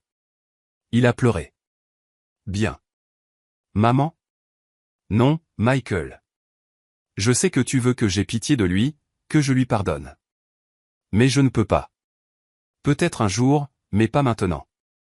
Pas quand je me réveille encore parfois en me demandant s'il serait vraiment allé jusqu'au bout. S'il m'aurait tenu pendant que je mourais, sachant qu'il m'avait tué. Michael m'a serré fort dans ses bras. Tu n'as pas à lui pardonner. Je voulais juste que tu saches qu'il souffre, qu'il sait ce qu'il a perdu. Après leur départ, j'ai traversé la maison vide une dernière fois. Chaque pièce contenait des souvenirs, des anniversaires, des Noëls et des mardis ordinaires. J'avais été heureuse ici autrefois, ou du moins je pensais être heureuse, ce qui revenait peut-être au même. Mais un bonheur construit sur des mensonges n'est pas réel, et j'en avais fini avec tout ce qui n'était pas réel. J'ai passé ma dernière nuit dans la maison à dormir sur un matelas pneumatique dans la chambre principale, entouré de cartons. Et lorsque l'aube s'est levée sur Portland, je me suis sentie prête à partir, prête à recommencer. Prête à être Stella Hammond, pas la femme de Robert ou la survivante du complot de meurtre, mais juste moi-même, qui que cela s'avère être. Les déménageurs sont arrivés à 8 heures. À midi, la maison était vide. À 14 heures, j'avais remis les clés à Patricia Cole et j'étais parti sans regarder en arrière. Mon nouvel appartement était en centre-ville, dans un immeuble rénové près du Vieux-Port, plus petit que la maison, juste 2 chambres, une pour moi et une pour les invités, mais les fenêtres donnaient sur le port, et l'espace semblait plein de possibilités. Marian m'a aidé à déballer, bavardant sur les potins de la bibliothèque et le prochain mariage de sa fille. Kevin est passé avec un cadeau de pendaison de crémaillère. Un nouvel ordinateur portable, haut de gamme, déjà configuré et prêt à l'emploi. Pour ta prochaine enquête, a-t-il plaisanté. Il n'y aura pas de prochaine enquête, les jeux assurés. J'en ai fini avec les mystères. Mais ce n'était pas tout à fait vrai, car le plus grand mystère demeurait. Qui étais-je maintenant que je n'étais plus la femme de Robert? Maintenant que je n'avais plus à être accommodante, prudente, petite. Au cours des semaines suivantes, j'ai commencé à le découvrir. J'ai rejoint un club de lecture, un vrai. Pas le rassemblement social poli auquel j'assistais auparavant, mais un groupe qui lisait des livres stimulants et avait des discussions passionnées, parfois animées. J'ai commencé une formation de professeur de yoga, quelque chose que j'avais toujours voulu faire mais pour lequel je n'avais jamais eu le temps. J'ai fait du bénévolat à la bibliothèque, aidant Marian avec des programmes d'alphabétisation numérique pour les personnes âgées. J'ai eu quelques rendez-vous, avec un professeur à la retraite que j'ai rencontré à la librairie, un veuf du club de lecture. Rien de sérieux, rien qui n'exigeait des promesses ou des compromis, juste de la conversation et de la compagnie, à mes conditions. J'ai découvert que j'aimais vivre seul, que j'aimais prendre des décisions sans consulter personne. Que j'aimais dîner à 21 h si j'en avais envie, ou ne pas dîner du tout. J'aimais le silence, la solitude et la liberté d'être exactement qui j'étais, sans me censurer. 6 mois après la condamnation de Laura, j'ai reçu une lettre transmise par mon avocat.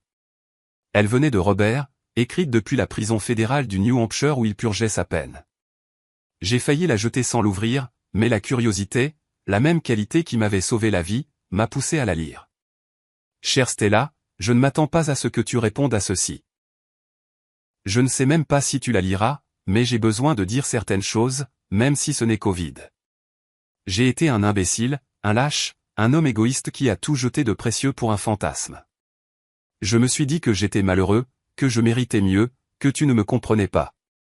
Mais la vérité est plus simple et plus laide. Je m'ennuyais. Et au lieu de gérer ça honnêtement, j'ai détruit notre vie. Tu as toujours été la plus forte. Je le vois maintenant.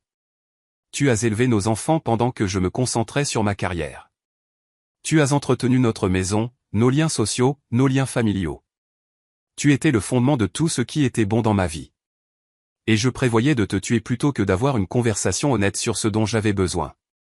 J'y pense tous les jours ici. À quel point je suis passé près du meurtre. À ce que j'aurais perdu.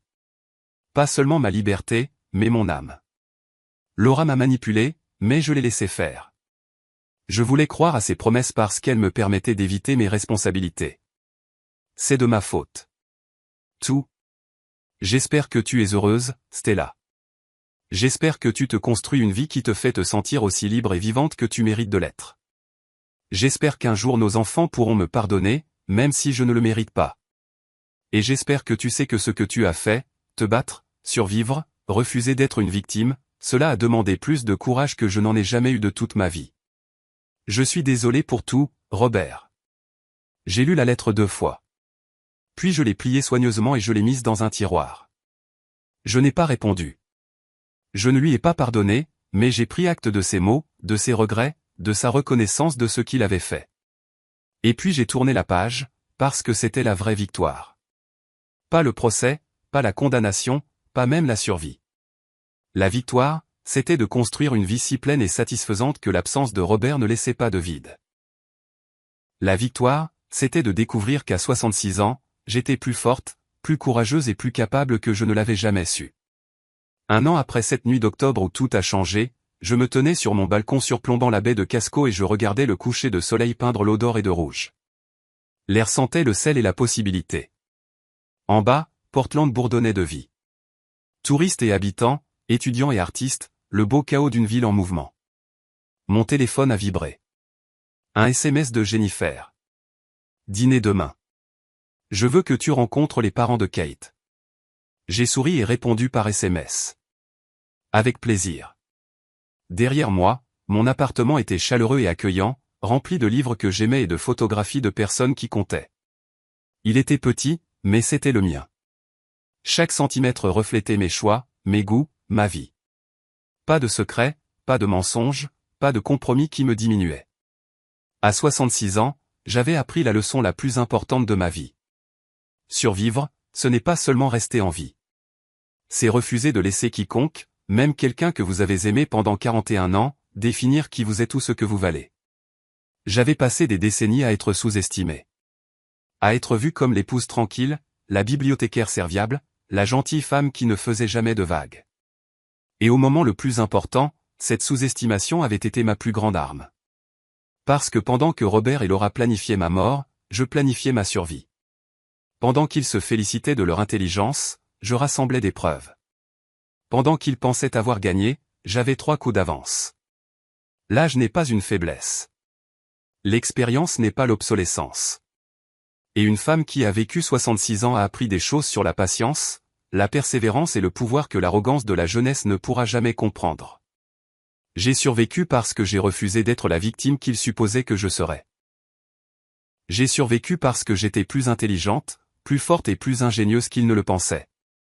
J'ai survécu parce que j'avais passé une vie à observer, à apprendre, à me préparer à des défis dont je ne savais même pas qu'ils allaient arriver.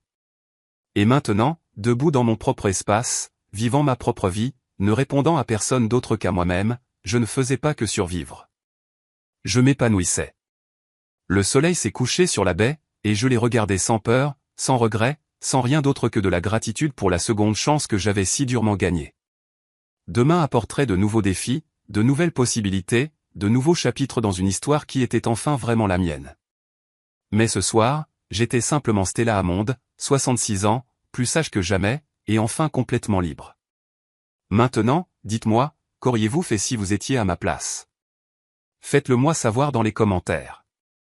Merci d'avoir regardé, et n'oubliez pas de consulter la vidéo sur votre écran en ce moment. Je suis sûr qu'elle vous surprendra.